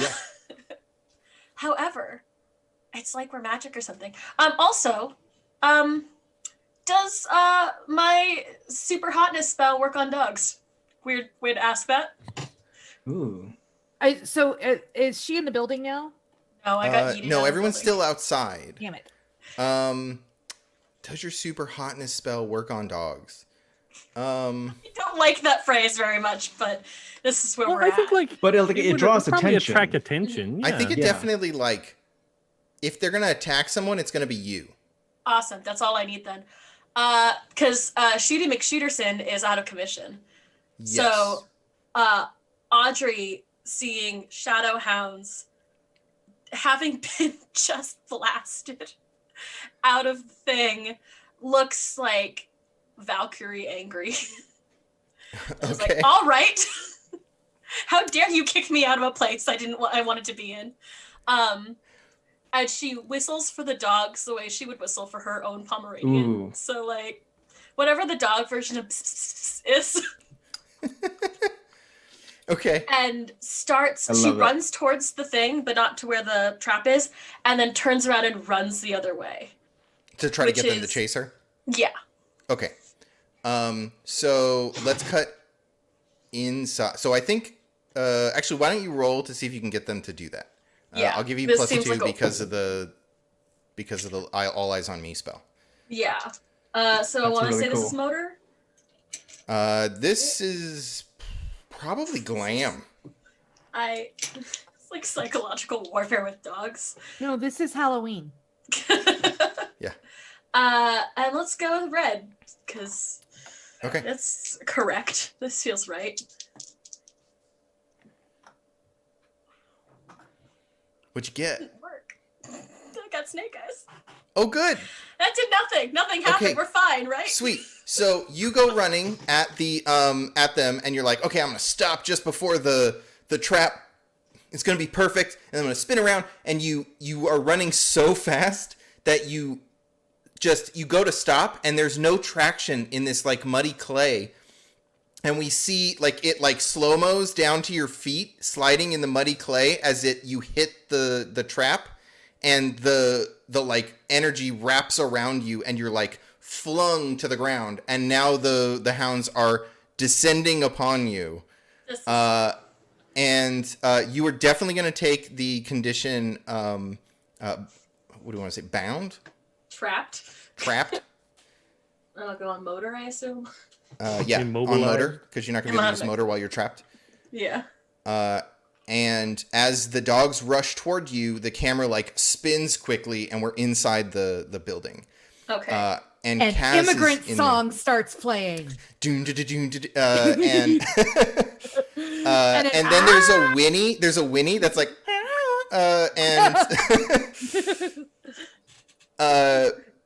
there's just you and Mr. Frederick and the dude with the fire hands, and someone else is running towards Mr. Larson. Sorry, Frederick Larson, Mr. Larson. So Neil's dad bursts into the scene, and he's like, Fred, we got to get out of here. All hell's breaking loose. And then it like the camera hits you.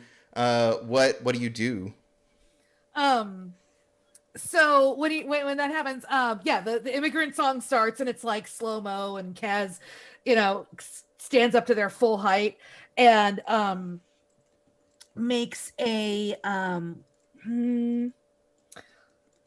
I want to make wind shoot from Kaz to them.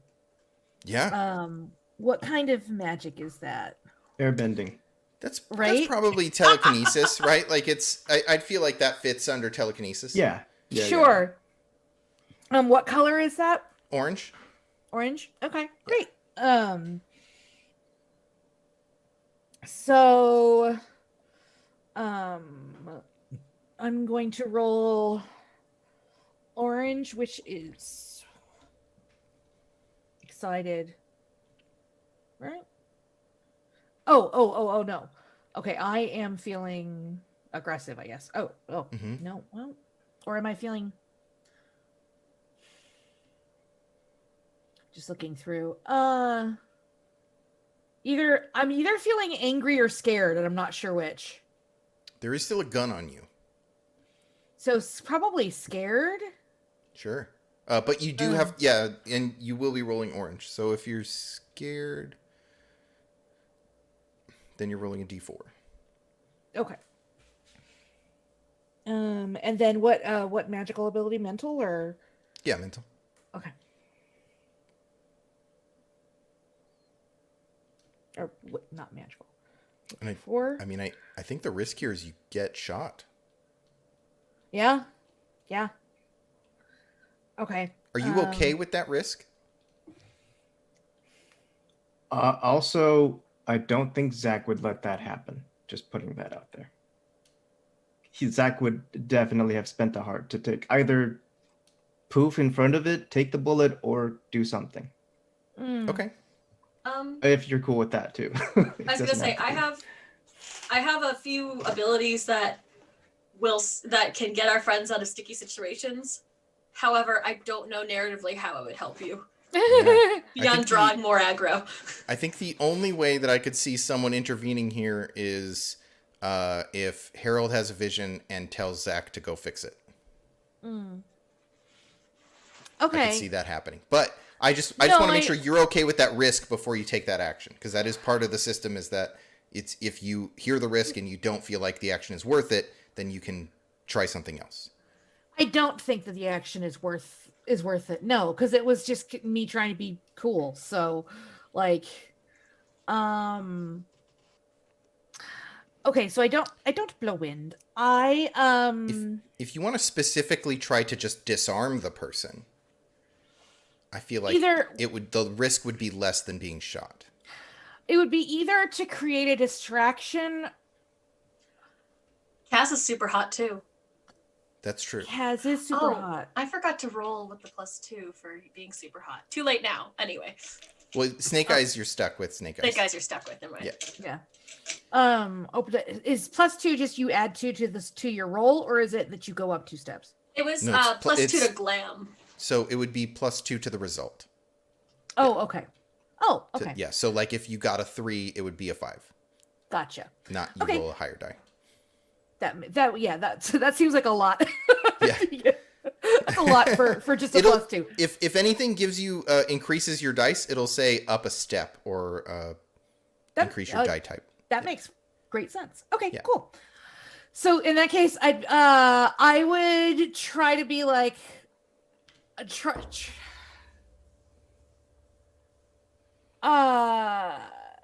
don't know if I try to seduce him or try to look helpless. I don't know. I mean, either is totally fine and way less likely to get you shot. Sure. I guess so you're going to try to be sexy and be like, oh yeah, come on, let us get them together. Okay. So you have all eyes on me, so you're at +2 to try to seduce the person with the gun on you. Cool. That feels like a glam roll. Okay. Oh no. Okay. How do you feel that about a- that action? Is that a Magnum you're packing? Is that a magnum you're packing, or are you just happy to see me? I'm feeling. I just think it's funny. I think it's like I'm trying not to giggle. So would that be yellow, or would that be? Yes, that would definitely be yellow if you're trying not to giggle. Okay. So we'll roll a D4 and a D. Wait, I already have stress on that. On which one? On yellow. So you can have stress, but if you have a condition, then you can't roll it. Gotcha. Okay, but I can have stress. Okay, then I will roll that. So 2. Yeah, and it's not your current emotion, so. Right. My current emotion is green? No, my Yeah, current emotion so- is blue. Oh, it's not up to. So, okay. So it's it becomes an 8. Right? Yeah. D8? Yeah. Yeah. Well, actually, you don't get the up 2 steps unless you're rolling it for magic, right? Okay. Your bonuses are for doing magic with that. Oh, I'm pretty sure. Okay. They're from the mage thing, right? Yes. Okay, then yeah, you only get the bonus, the up 2 steps, when it's for magic. That makes sense. Cool. Okay. So 2d4s Okay, +2. plus 2. 2 and 4s explode. I swear to God, this. Okay. This app keeps rolling 4s, and I'm like, I don't want to seem like I'm trying to pad my score. So 3, 2 or 3. Well, +2, Okay, whatever so you got. 4 or 5. so 5.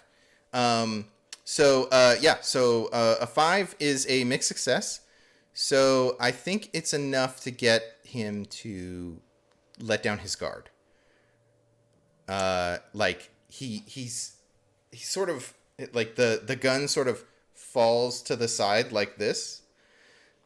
For the listening audience, my hand sort of like tipped to the side as if he's holding his hand palm to the sky, and the gun is no longer pointed directly at you.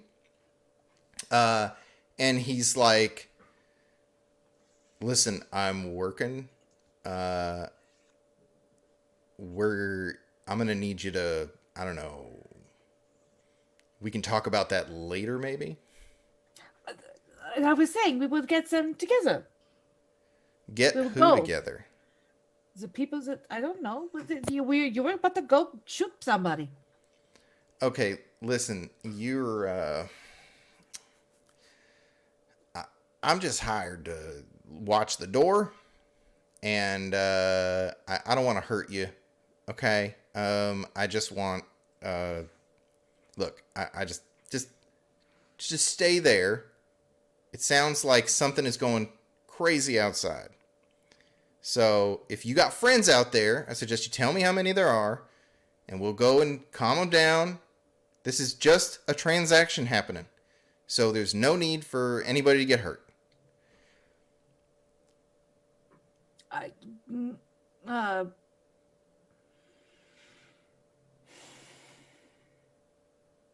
You I really don't know what clearly they ain't would do to cops. that. I really don't know what they would do. Um, I mean, you're cute. oh, thank you, thank you. Uh, yeah, I don't. I, uh, I, I don't have any friends out there. Uh, Oh, except for the three friends that I brought with me. okay, yeah, that sounds more like it. Why are you here? To bring you to unicorn. And okay. All right. So at that, the other guy turns to Larson, the one with the fire hands, turns to Larson and is like, "Deals off. It's too hot right now." And Larson starts to get pissed, and he's like, "No, no, no! You don't understand. I am out of time." And this guy's like, "You don't understand. This is my place." And Larson like loses his shit, and like shadow pours out of his arms, and like grabs the dude with like shadowy tentacles, and like throws him into the wall behind him. And Neil's dad, what do we name him? I don't know, man. That was like 3 episodes ago. Mr. Wasn't Neil. it like Neil This- Senior? He's Neil. Oh yeah, he's Neil Senior. Yeah, Neil Neil Russell Senior. is Neil Russell Jr. Neil Senior is like, "Fred, you're out of control." And then we cut back outside. So the dogs are descending on Audrey's trapped body. What do Zach and Harold do? ahead, Nick. Harold, do you have an idea on that? Out of Uh, above game. Well, I mean, like, Harold's still in total, like, Yeah, he's Just- going through something. yeah, he right he now. is Yeah. absolutely gonna just try and kill stuff. I think. Okay, so So, but like, the- you're probably way faster. yeah, are the hounds? So relative to that shield dome trap thing, are the hounds outside of that, on the other side of that with Audrey now? No, Audrey is on your side, wrapped up in energy, and they are running at her. And they're running. Okay, so they're through. Okay, gotcha. Yeah. As far as I know, that shield dome thing is still up and running. Yeah. I'm going to force push those hounds into the shield, Okay. Nice. but I'm taking There's a lot about of 5 strain. of them.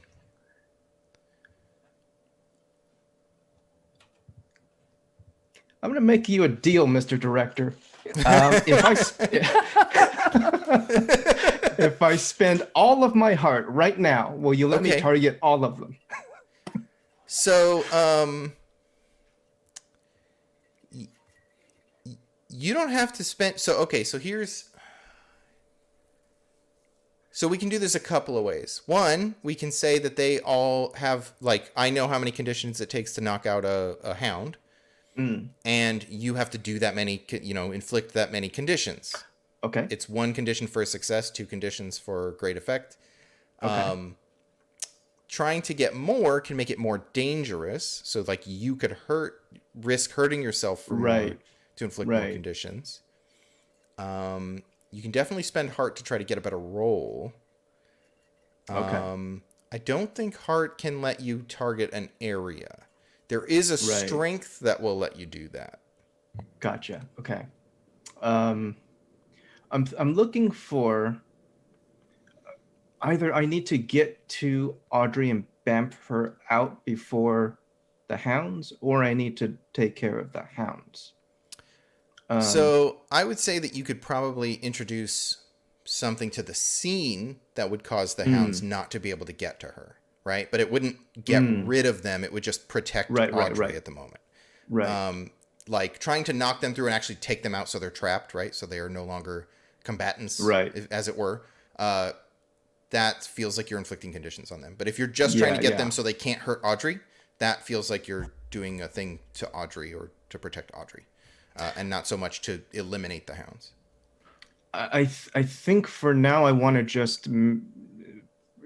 I'm not a fighty guy. When actual combat happens, I'm not a fighty guy. So I'm going to prioritize keeping Audrey safe. Sure. Because Audrey can handle her. She can do the fighting. I just need to make sure the hounds don't get to her. So you could just put something between Audrey and the hounds. I'm going to lift the ground that Audrey's on. Oh, cool. Like put her up on a pedestal? Yep. Literally put her Literally. up on a pedestal. But I'm She'll like, love it's that. like earthbending the ground up, like levitated up. Yeah, that sounds like some green magic to me. So it's just like a chunk of the clay floating Actually, in the air? you're stuck in orange. So I you're trying have to to do this with do telekinesis. orange. Yeah, I have to So, do telekinesis right Yeah, now. you could do this with telekinesis. Yeah, you know what? Screw it. I like it. Okay. Sounds cool. Dope. Okay, here we go. And mental. Please do well. The mental explodes. Cool. 9 is the highest on my mental die. Okay. So that's a success with no complication. So Okay, Audrey is cool. out of reach of the hounds. Cool. What does it look like? I imagine it like we see the close up of the hounds getting really close and yipping, and it's like a super close up of the face of the hound, but then we do a quick cut back, and it's the ground has shot up, just almost like a little bit too fast, and there's like a little bit of like when it stops, Audrey's bounced up a little bit, and then like there's a little bit of a cartoon moment. But it's like a little bit too high off the ground to be useful, but she's out of reach of hounds. Awesome. Cool. So what's the sound we hear from Audrey? It is definitely like the at this point Audrey is like low-key basically just Buffy / Sarah Michelle every Sarah Michelle Gellar role ever. So I think she's much more like Thor just a little bit of both. than low-key. I'm gonna throw something at you. You can't Throw it all the can't way leave to her home. all the way to you. This keeps going. Like Mjolnir. Yum, Throw yum. it, Mjolnir. Mjolnir. Meow meow's here. Yum, yum. Yeah, you definitely hear like a squawk. It's that like girly damsel in distress squawk that Sarah Michelle Gellar makes it a lot. I keep wanting to reference Scooby-Doo movie. Nice. 'Cause she's perfect in that. Anyway. So back inside, the guy who was flirting with Kaz turns and starts firing at Larson and Neil. Holy crap. Because he Neil's just like dead. took out his boss.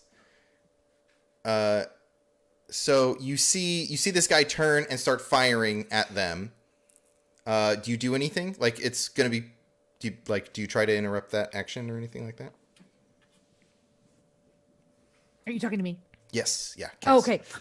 Sorry, I didn't know if we were still on Audrey. What are you doing? So you're just gonna get him to like try to distract him.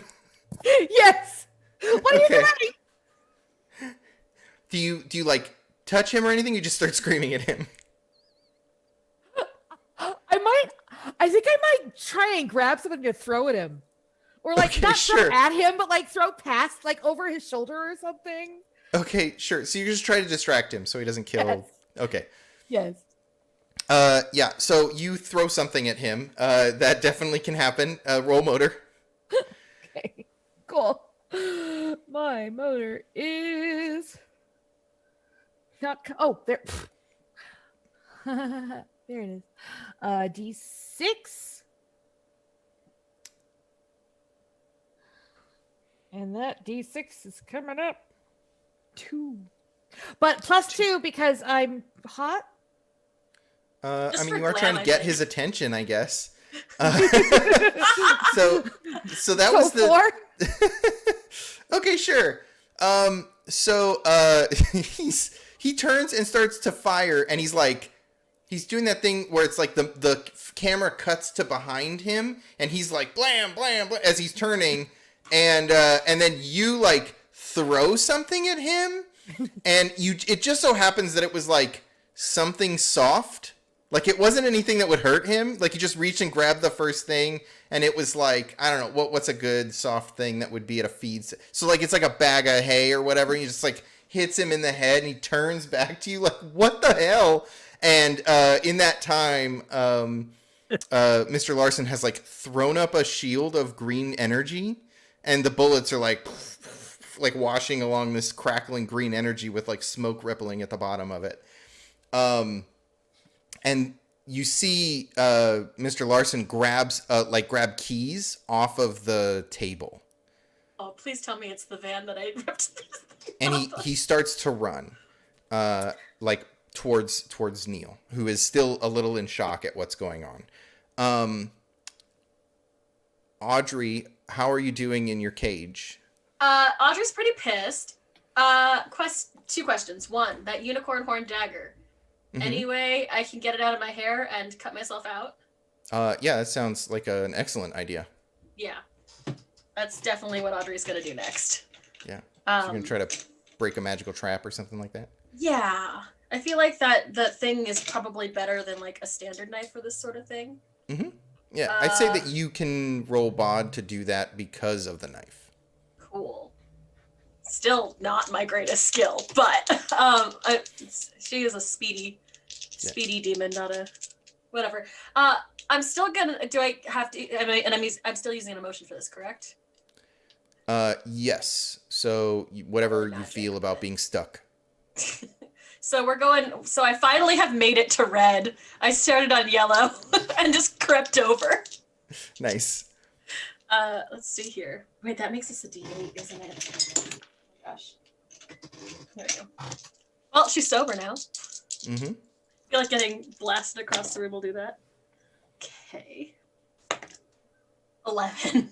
11. Okay. Nice. So you burst out of your chains. You can clear that condition. You were standing up on top of a pedestal. What can I see? Harold, you see Audrey burst out of these in this splash of green and shimmery unicorn light as the spell is broken and the energy escapes. And there Audrey stands, hair blowing in the wind, spotlight from the moon piercing her blue eye. What color Audrey's eyes? Brown. Filling her full brown eyes. What do you do, Harold? Ooh. Harold, Thor stands upon the dais. She's literally floating in the sky on a platform. Yeah. But so Audrey cut out of her green net, but the green net freed. Trap barrier is still there, right? Yeah, it will keep generating green nets as things pass through it. All right. Yeah, Buffy as played by Michelle Rodriguez. Nice. That's dope. Okay. I think. Yeah. Oh, man. Do you need to use the one fuck? No. It's not like that. I think it's more like. I think he feels super relieved. Oh, she's not dead. Okay. And then he sort of takes a big breath. And then I think his idea now is that he's going to try and stick a hand in the trap barrier and channel it into the dogs. Ooh, okay. Sure. Yeah, I mean, the use risk is that you get trapped. Conduit. Yeah. I think I'm gonna switch to green emotionally. So it's supposed to follow as you roll. It's supposed to move around. I can only move up. Okay, yeah. Yeah, it only moves as you roll around. I thought that moment was particularly appropriate. I might want to add. I don't think there's anything in there where you can spend to force yourself to a different emotion. I might introduce something where you can spend a heart to do that. But Okay. in like a Well, no, that actually totally works fine. yeah. So that's gonna be a D4 and mental again to try and channel magic to be a conduit. Okay. Yeah. I could say you could roll bod here because you're trying to like not get hurt by it too, if you wanted. Well, I'll take that. It's higher. Sure. Sure. All right. I got a 6. Okay. Yeah. Thanks, Bod. Cool. So that is a mixed success. So can I take like a physical condition? Sure. I'll say that you can. So you're going to inflict a condition on one of these hounds. Like one of them is going to be trapped. You could probably hit 2 by taking a condition for yourself. I will totally do that. So like they're both in the same trap. Yeah. Just kind of like I splay my hand out and spread out beams of green. So I think you're burned. Yeah, I think that's this totally like green energy. There's like spider burn, like like singes up your arm. Yeah, like probably all the way up one arm, and then across my and then back, down the other arm. Down the other arm. Yeah. It's kind of badass. That's gonna be such an awesome tattoo. Right. Yeah. At the end. Yeah, and it's dark magic. Like this is shadow magic. So actually, you can take one of 2 conditions. You can be burned, or you can be tempted. As the darkness asks you if you need help.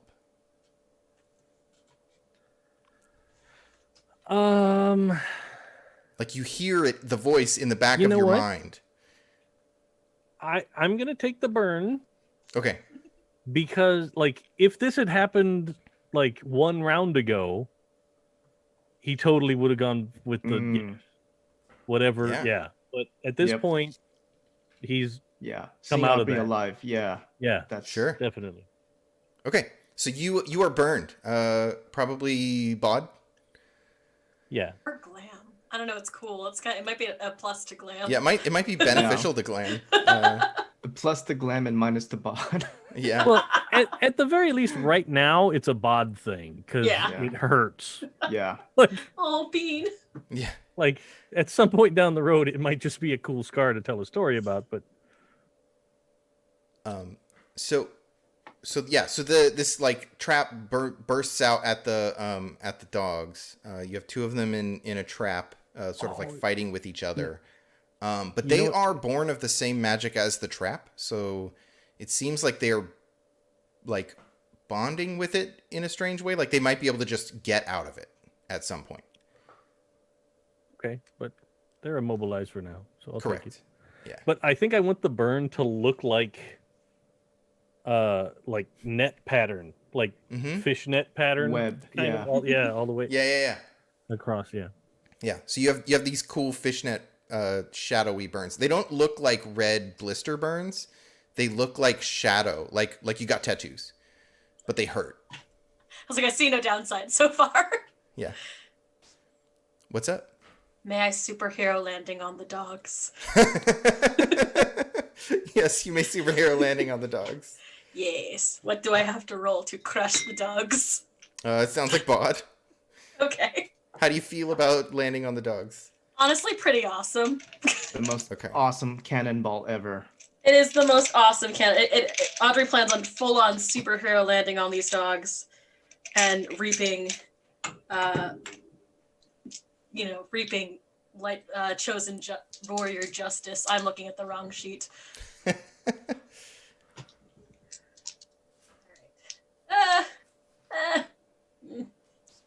I think I have a did I take stress on red? I just made it to red last time. I don't know. Yeah. So you have not taken stress on red. If you roll it I have again, not you will yet. take stress. I think she's feeling pretty awesome about the landing thing. So I'm still rolling 2d6, which is not great, but whatever. Just going for it, man. Well, 7. Okay. So you're Not rolling probably well gonna- tonight. So you. What does it look like as you crush and destroy one of these dogs? So as we've established, Audrey's standing on the top of this like pillar, looking fierce as heck. She just jumps from it and superhero lands, like on one knee onto the ground. It ripples a little bit. Cherry Bomb is playing in the background. She had meant the problem is that dogs are fairly large and she is still a person-sized person. So like you can't really land on 2. No, it's definitely going to be 1. But she does land on it, and will it kill it if I do that? Yeah, you got a 7. Yeah. So you'll inflict a condition on it. And it if you take a condition, I'll let you destroy one. We're going to call these monsters as you're hurting them. So these shadow monsters are like, you can definitely crush one and destroy it, but you are going to take a condition. Okay, but I can't take out 2 by taking a condition. No. Okay. Because the other 2 are still like alive. They have a condition on them. You could inflict 2 conditions, 1 on each, but they take 2 to get rid of, basically. Interesting. Oh, okay. So like 2 are currently trapped, but they're not gone. You're gonna have to do something else to get rid of them. You could inflict 2 conditions on 1 by getting hurt and get rid of 1. I guess I'm just wondering like how long it's gonna take for them to get out of the net, but when I think somebody rolls bad. When somebody rolls poorly, which is like every other person, is usually me. So in that case, Audrey's gonna land and one's just gonna poof. It like evaporates in smoke and green skittering light. It's like a it's like a, if you landed on a like if you threw a balloon of gasoline into a fire, green flame and smoke burst out of it. Cool. And then it like seeps into the dirt. Cool. And yeah, she stands up from that and just like, it looks badass. I can't even, I'm excited to be badass. But you are going to take season's effects budget right there. That was our effects budget. But you are going to take a condition. So you stand up, you look awesome. And then one of them jumps up on your back and bites your shoulder. So like we can see its head coming over the side, and it's like digging into your shoulder. That's fun. We love that for us. Yeah. So you are bitten. No, bitten doesn't feel right here. Mauled feels good. Mauled. Mm. What is that on? Bod. Sure, I'll take it on bod. So. I'm super tempted again to pop off a walk it off or a timeout, but I feel like there are more pressing reasons to use those. So things are super weird inside the place. If you wanted to try to take control of the scene, like you were saying, Kaz, how would Kaz try to do that? I am so sorry. I got a work email that I shouldn't have checked. What can you repeat the question, please? Yeah, so things are super weird inside. How would Kaz like to take control of the scene? They would like to. I can also offer a suggestion that I just thought of. Yeah. They would like to get some inspiration from their lightbornness. Bust Peter out. Okay, yeah, I was thinking, I'm like, maybe I could use Peter. Okay, good. Yeah, they would like to bust Peter out. That's exactly what they would like to do. And then Peter does some cool unicorn magic that is ultimately Peter does Peter. Yeah, Peter does Peter, which is ultimately like Peter is now an instrument of Kaz in this scene. I'm Peter. I'm Peter. Peter's the best. Yeah. Okay, so how do you want to get Peter out of the trap? he's in a web. Is that right? Like Yeah, it's like a green web of green shadow energy.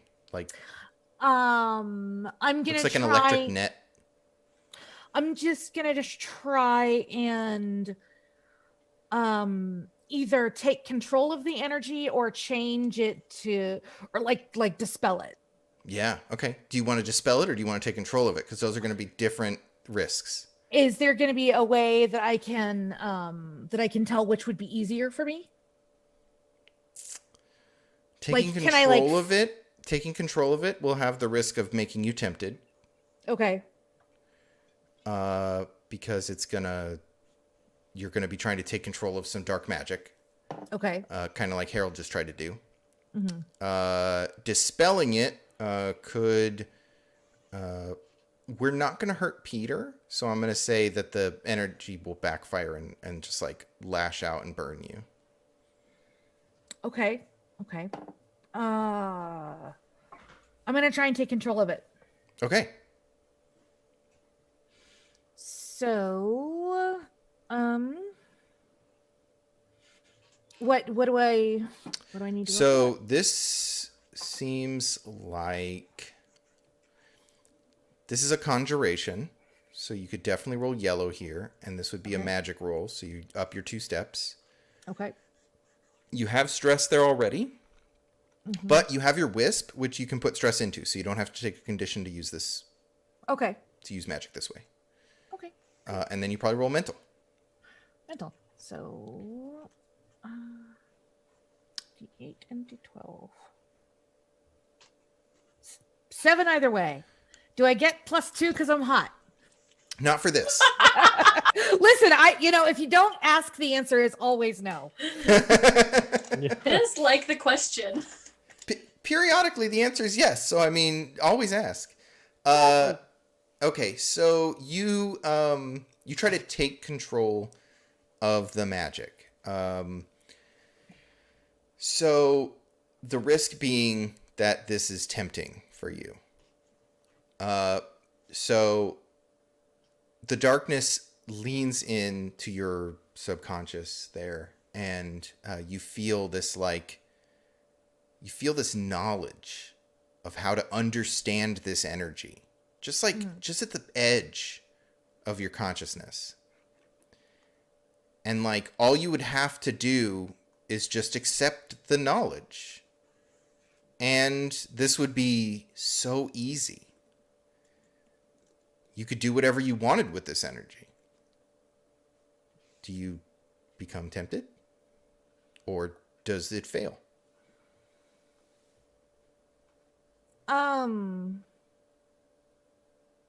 Is that just a character choice? Yeah, I'm going to let you decide. Does your action to free Peter fail, or do you become tempted by dark magic? I think I become tempted. So mark tempted on yellow. That's a condition? That's a condition. Okay. So that acts as a condition whenever you would normally roll yellow like an emotion for like any regular action. If you want to use dark magic, like controlling this energy again, you would have to roll yellow, only it wouldn't be conjuration. It could do whatever you want. Doesn't matter. You could do any kind of magic you want, see into the future, do whatever you want. But anytime you use a tempted emotion in that way, you gain another tempted condition. Ooh, okay. But it succeeds. The energy it just like recedes from Peter, freeing him, and he snaps up to his, and you feel that you have it. You could do whatever you want with this energy right now. What do you do with it?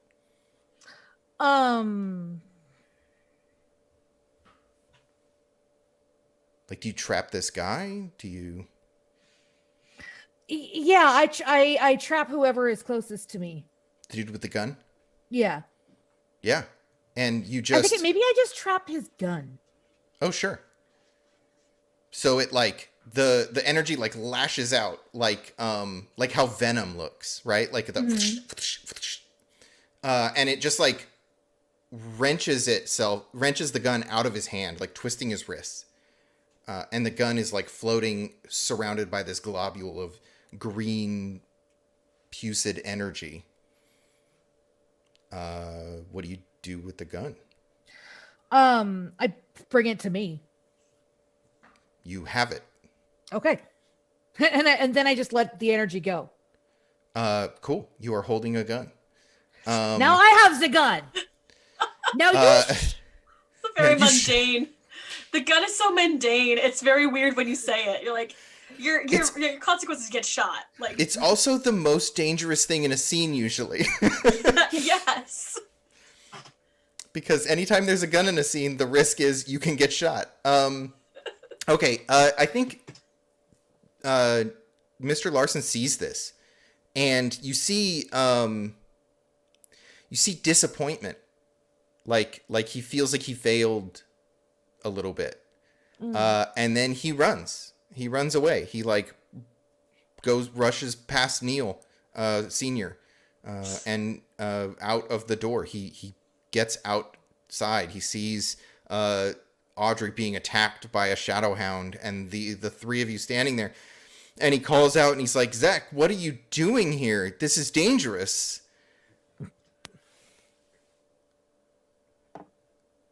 I turn and I regard him, but Zach is just silent. I'm just holding his gaze, but the camera's gonna pan down and my fist is again trembling. I think the only thing holding me back is the fact that I've taken those berries. Okay. So it keeps you from acting? Yeah. Okay. And he's like, I'm sorry, I can't do more. And he like splays out his fingers, and bursts of like green light fly out of his hands and into the shadow hounds. And they like, it just sort of like burns them away as if it hit the edge of a piece of paper. And they're like crumbling from the feet up, like just the energy is just dissipating. And he turns and he bolts to the other side, where you can see there is another truck with a horse trailer. And he jumps inside and tries to leave Clara. Very tempted to run after him like a Labrador. Because Audrey is a himbo. Here's the thing. I don't want to wreck everyone's fun by getting shot again. So no But one has also, a I gun. kind of want to do it. Not literally shot, but like magic shot. Yeah. I still am convinced I can walk it off. So, is Audrey fast enough to stop him? I mean, you go first, but I have an idea about something that might happen, so I'm gonna make you roll anyways. I figure I'm gonna roll anyway, because to access, well, no, it's frick. That really is just Audrey being Audrey. That's really weird. I thought it was I have to spend a heart to be faster. No, you're just faster. No, I just am. That scares me. Yeah. Cool. So let's see. What are your malfunctions? Because like the thing that she's here to do is apprehend bad guys and be invincible, which she's still not convinced she's not.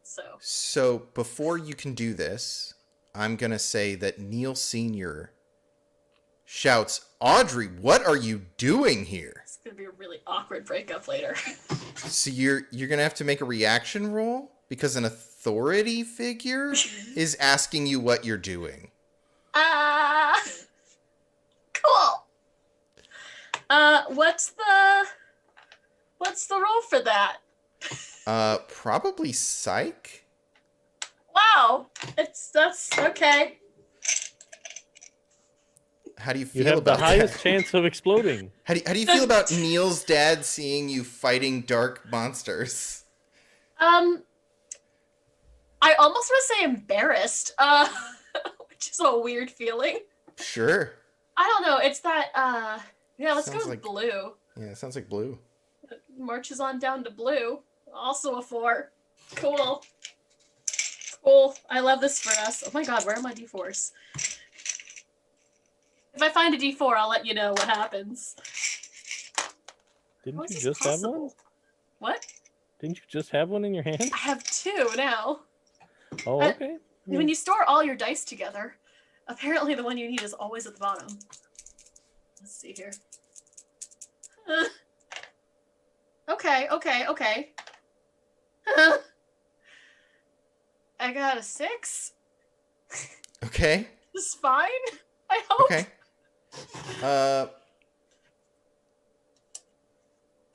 So yeah, you can stop and explain yourself to him, or you can take an emotional condition and try to blast past him. Oh, I want to take the emotional condition. He's not running. And I don't know. It's complicated. And I feel like it's fairly obvious what I'm doing. So I'm going to take the emotional condition. Okay. I think embarrassed was a good one. All right. Or yeah, embarrassed sounds good. Yeah. It'd be emotional, so it would go on your on one of your emotions. What Probably I forgot. maybe like red. Yeah, I feel like it's hard to be passionate about something when you're Not self-conscious. sure. When you're feeling unsure, yeah. Yeah. Also, I looked at my emotional conditions, and on green is just feelings, all in caps. Yeah. If you take That's another one, cool. you get knocked out of the scene. Yeah, that occurred to me just now. I'm like, uh-oh. Okay. This is fine. All right. So you can act. What do you do? I mean, patented Audrey tackle, I think. Mr. Larson is filed under bad guy, and flowchart goes bad guy needs to be stopped. Sure. So Audrey is like, no, you're not getting away until we can. She's not sure what comes after that, but you're not getting away because you did bad. Yeah. So she's just gonna patented Audrey tackle. Go for it. She's pure himbo. Can I use motor on that? Yeah. Because my bot is a little messed up right now. Fudge. However, yeah. I think the risk is that he gets away. that's fine. Moving up to orange, still a D6. Don't fuck me. What'd you get? Uh-oh. Snake eyes. Oh my god. Oh my Don't god. know why this keeps happening. I roll like shit. Okay, listen, if I was able to force that to happen, I would have, but there's no mechanic for that in this game. I am so happy. Clara, Good. you just need to like bury those dice in a graveyard under the full moon or something. They are Yeah, so pissed. they're going in the freezer. I'm sad because she is like overqualified to stop bad guys. It's No, it's fine. because you're tipsy. Like It's because she's it tipsy. messes you up just enough.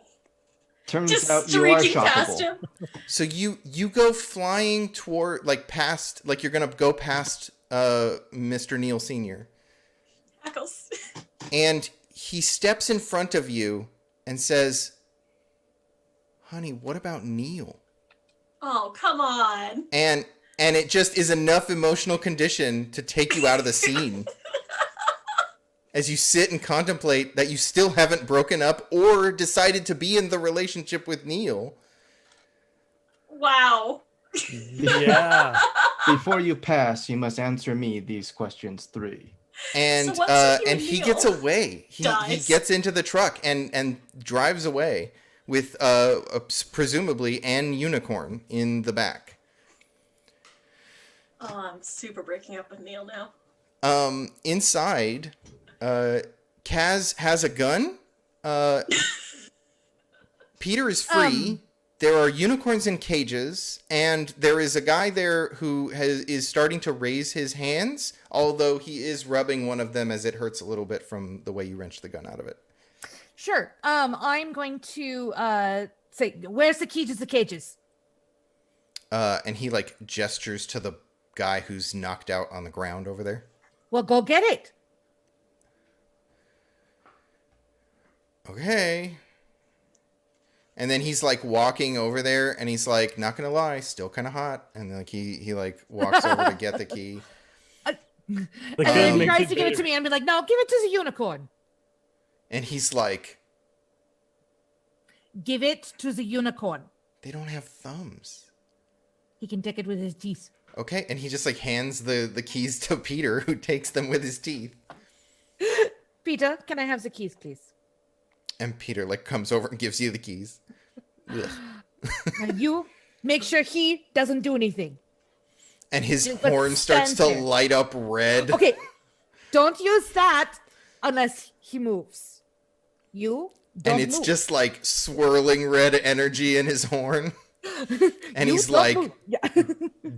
like staring hard at this guy, and the dude's like, whoa. And I'm gonna just start unlocking cages and setting unicorns free. Okay. Yeah, all magical heaven breaks loose, whatever, however we want to say that. Like a good energy just like flows out of this place. And the all the shadow hounds are gone. You guys sense like this weird change in the like power structure, like the power dynamic of what sort of energy is at play here. Like As the these fog rolls unicorns are away being and set the- free. What do you all do? I Apparently think I'm contemplate my life choices. Sorry. going to walk over to Neil Senior, and then I'm going to declare. Well, as I'm walking over there, I start mumbling, like, and it gets a little louder as I get closer, and I'm like, "Stupid ass, piece of shit, fucking cultist with asshole sons," and I punch him right in the gut.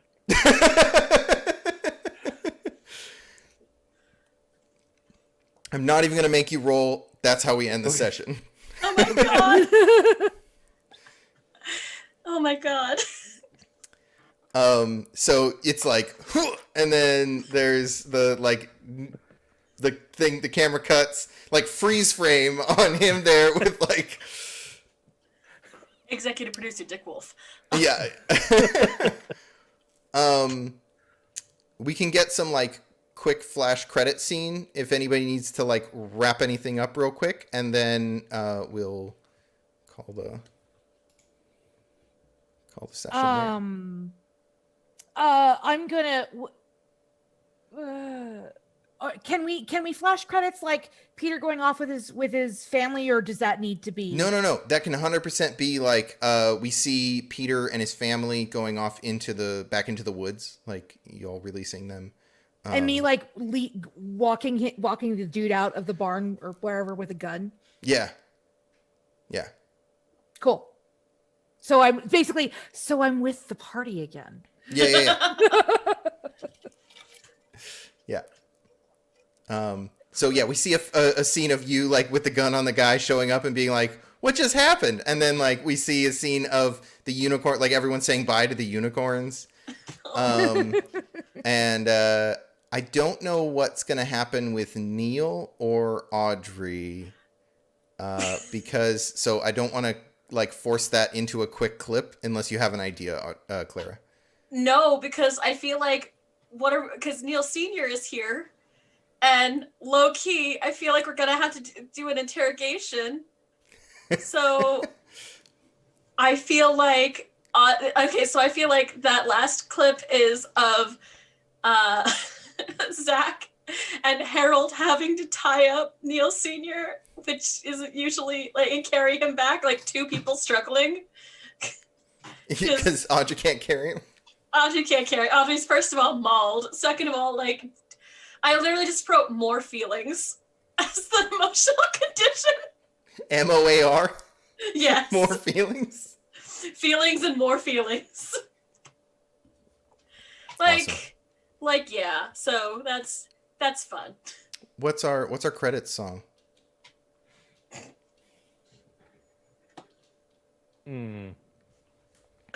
My brain went to the "Don't You Forget About Me," but only because of the punch. Yeah, and it mine was too. funny. Actually, I just thought it was funny. Broken Wings by Mr. Mister came to me. Because the ending credit I want to see is us like saying goodbye to Peter and his family, even though we're not done with unicorns yet. Mm-hmm. Take these broken wings. Oh, sorry. Oh my god, is it the last unicorn? I was going to say the last unicorn. I'm alive. I'm alive.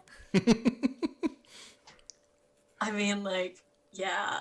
But I like. Well, no.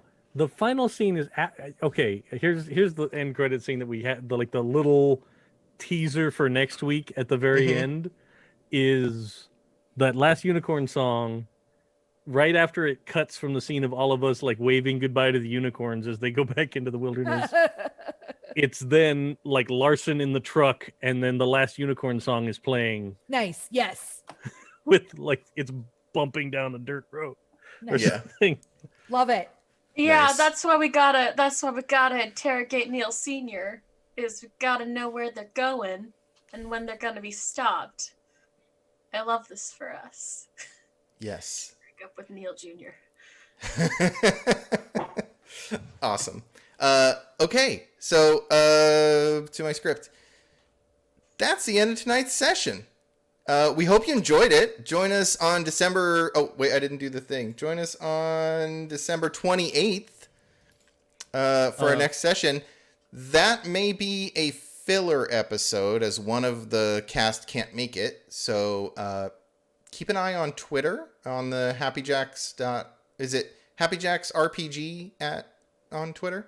Yes. Yes. Okay, keep an eye on the Happy Jacks Twitter, and if you want, keep an eye on my Twitter. I'll post what's going on as well at Kurt Potts, and we will let you know if we are going to have a show next week or if it is going to be a filler episode. It'll either be no show or a filler, but we won't be Next week or the following week? Sorry, the 2 weeks out, 28th. Yeah, because if it was next week, it'd be a regular one. It's because my anniversary is on the 28th. So Right. I get it. And yeah, people have to go to their anniversaries, otherwise it's hard to stay married. Yeah. No, valid. It's hard to maintain relationships if you don't show up for your anniversary. Valid. a little bit. So the 28th. Hold on. Be, Say that part again. Say that part again. Yeah, just write this down. Pay attention to when your anniversary is and do something for it. Don't be Audrey. I'm pretty sure if we had this game go longer, Audrey would miss her anniversary. At the very least, be present. Yeah. So the 28th will be something else than our normal story, and then we will continue our epic tale on the 11th of January. So yes, that is when our next session will be. If you want to catch up on past episodes, again, you can find all of those, all of the other APs on the Happy Jacks network by visiting happyjacks.org/shows. If you'd like to learn more about Lighthearted, you can go to lighthearted.games. That's games with an S. And if you'd like to learn more about me, you can follow me on Twitter at Kurt Potts, where you'll see me talking all about Epimus because I got a game in the Epimus bundles. All right. I'll throw it to our cast. So if they have any announcements or outros that they want to do, now's the time. I'm going to go backwards. So Joe. Hello. Hi. I'm usually last. My name is Joe, and I was Zachary Lee, the rebel traveler. Man, it's hard going first. Yeah, I'm not doing anything other than Lighthearted on Mondays right now, so you'll catch me again right here. Either we'll do something or we'll do nothing. You'll find out by staying tuned, but definitely let us know. It's always great to hear feedback from people that are listening to the show. I've had a few people very kindly mention to me that they've been listening and I had no idea, and that was so fun and so nice to hear. So yeah, let us know what you think. All right. Claire. Hi, I am Claire, and I played Kaz, the East German non-binary unicorn tamer. It's been a real pleasure this whole campaign. We've got a great cast, great game, great director, and I just yeah, you should follow all of us on all the things. And all of our handles are on every other episode, so I'm not going to give mine out today. You'll have to Fair. listen to a different episode. You're gonna have Fair to enough. look real Go hard watch for other those. episodes. It's like a mystery. Clara. This is a big film week for me. I'm sorry, friends, for the longness. Hi, I'm Clara. I played Audrey Ortiz. I know that the term himbo is a male reversal of bimbo, but I feel like himbo applies far more to her than that. Audrey Ortiz, the warrior chosen, Buffy the Vampire Slayer. You can find me all over the internet as clearly _golden, unless you're into mermaids, in which case it's mermaid _clarity. Oh my god, it keeps going. This week, sorry, this is a big week. I'm also on the Games We Never Play podcast that you can find at gamesweneverplay.com/podcast. We are playing through Star Wars Saga Edition, and that's fun. Fun things are happening there. It may or may not be a Life Day episode. Who knows? And it's awesome. We do a vertical slice of games, so you guys don't have to play them, so you can find out if you like them or not, and then we review them. And also, tomorrow I will be on Life Action Roleplays Boardroom Armageddon game. They've been doing a series there called Game Over Video Chat, where we have been doing that. And the game we played, which was this Angel Boardroom game, kind of got away from us. So now there are demons, and now we started Armageddon, kind of, and I'm just a little angel who's not great at their job. So yeah, and I think that's everything for this week. I'm so sorry. So yeah, I don't know. I tweet about this stuff. Go fine. You can follow me there. Awesome. Dave. I don't have anything else going on right now except maybe Cthulhu on Sundays, if ever the world allows us to all be available to play.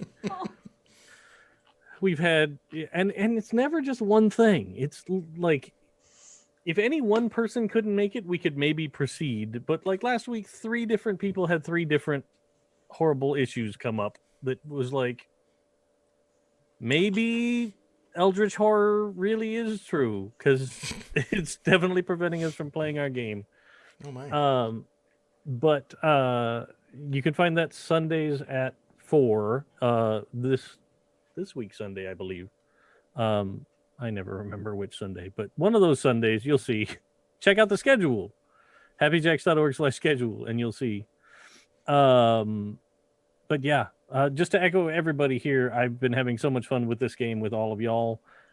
Thanks for playing, and yeah, that's enough of that. Happy holidays to everybody. Yes. Yes. Have All of a the holidays. wonderful Yes, happy holiday. holidays.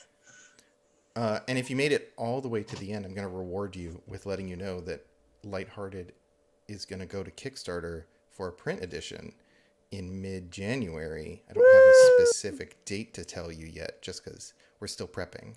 But I'm going to sign up for it. if you made it through our vamping in the middle and then also through all of the goodbyes, this is for you. Thank you. We love you. Have a good night. Stay safe. Happy holidays. Bye. Bless you. Bye.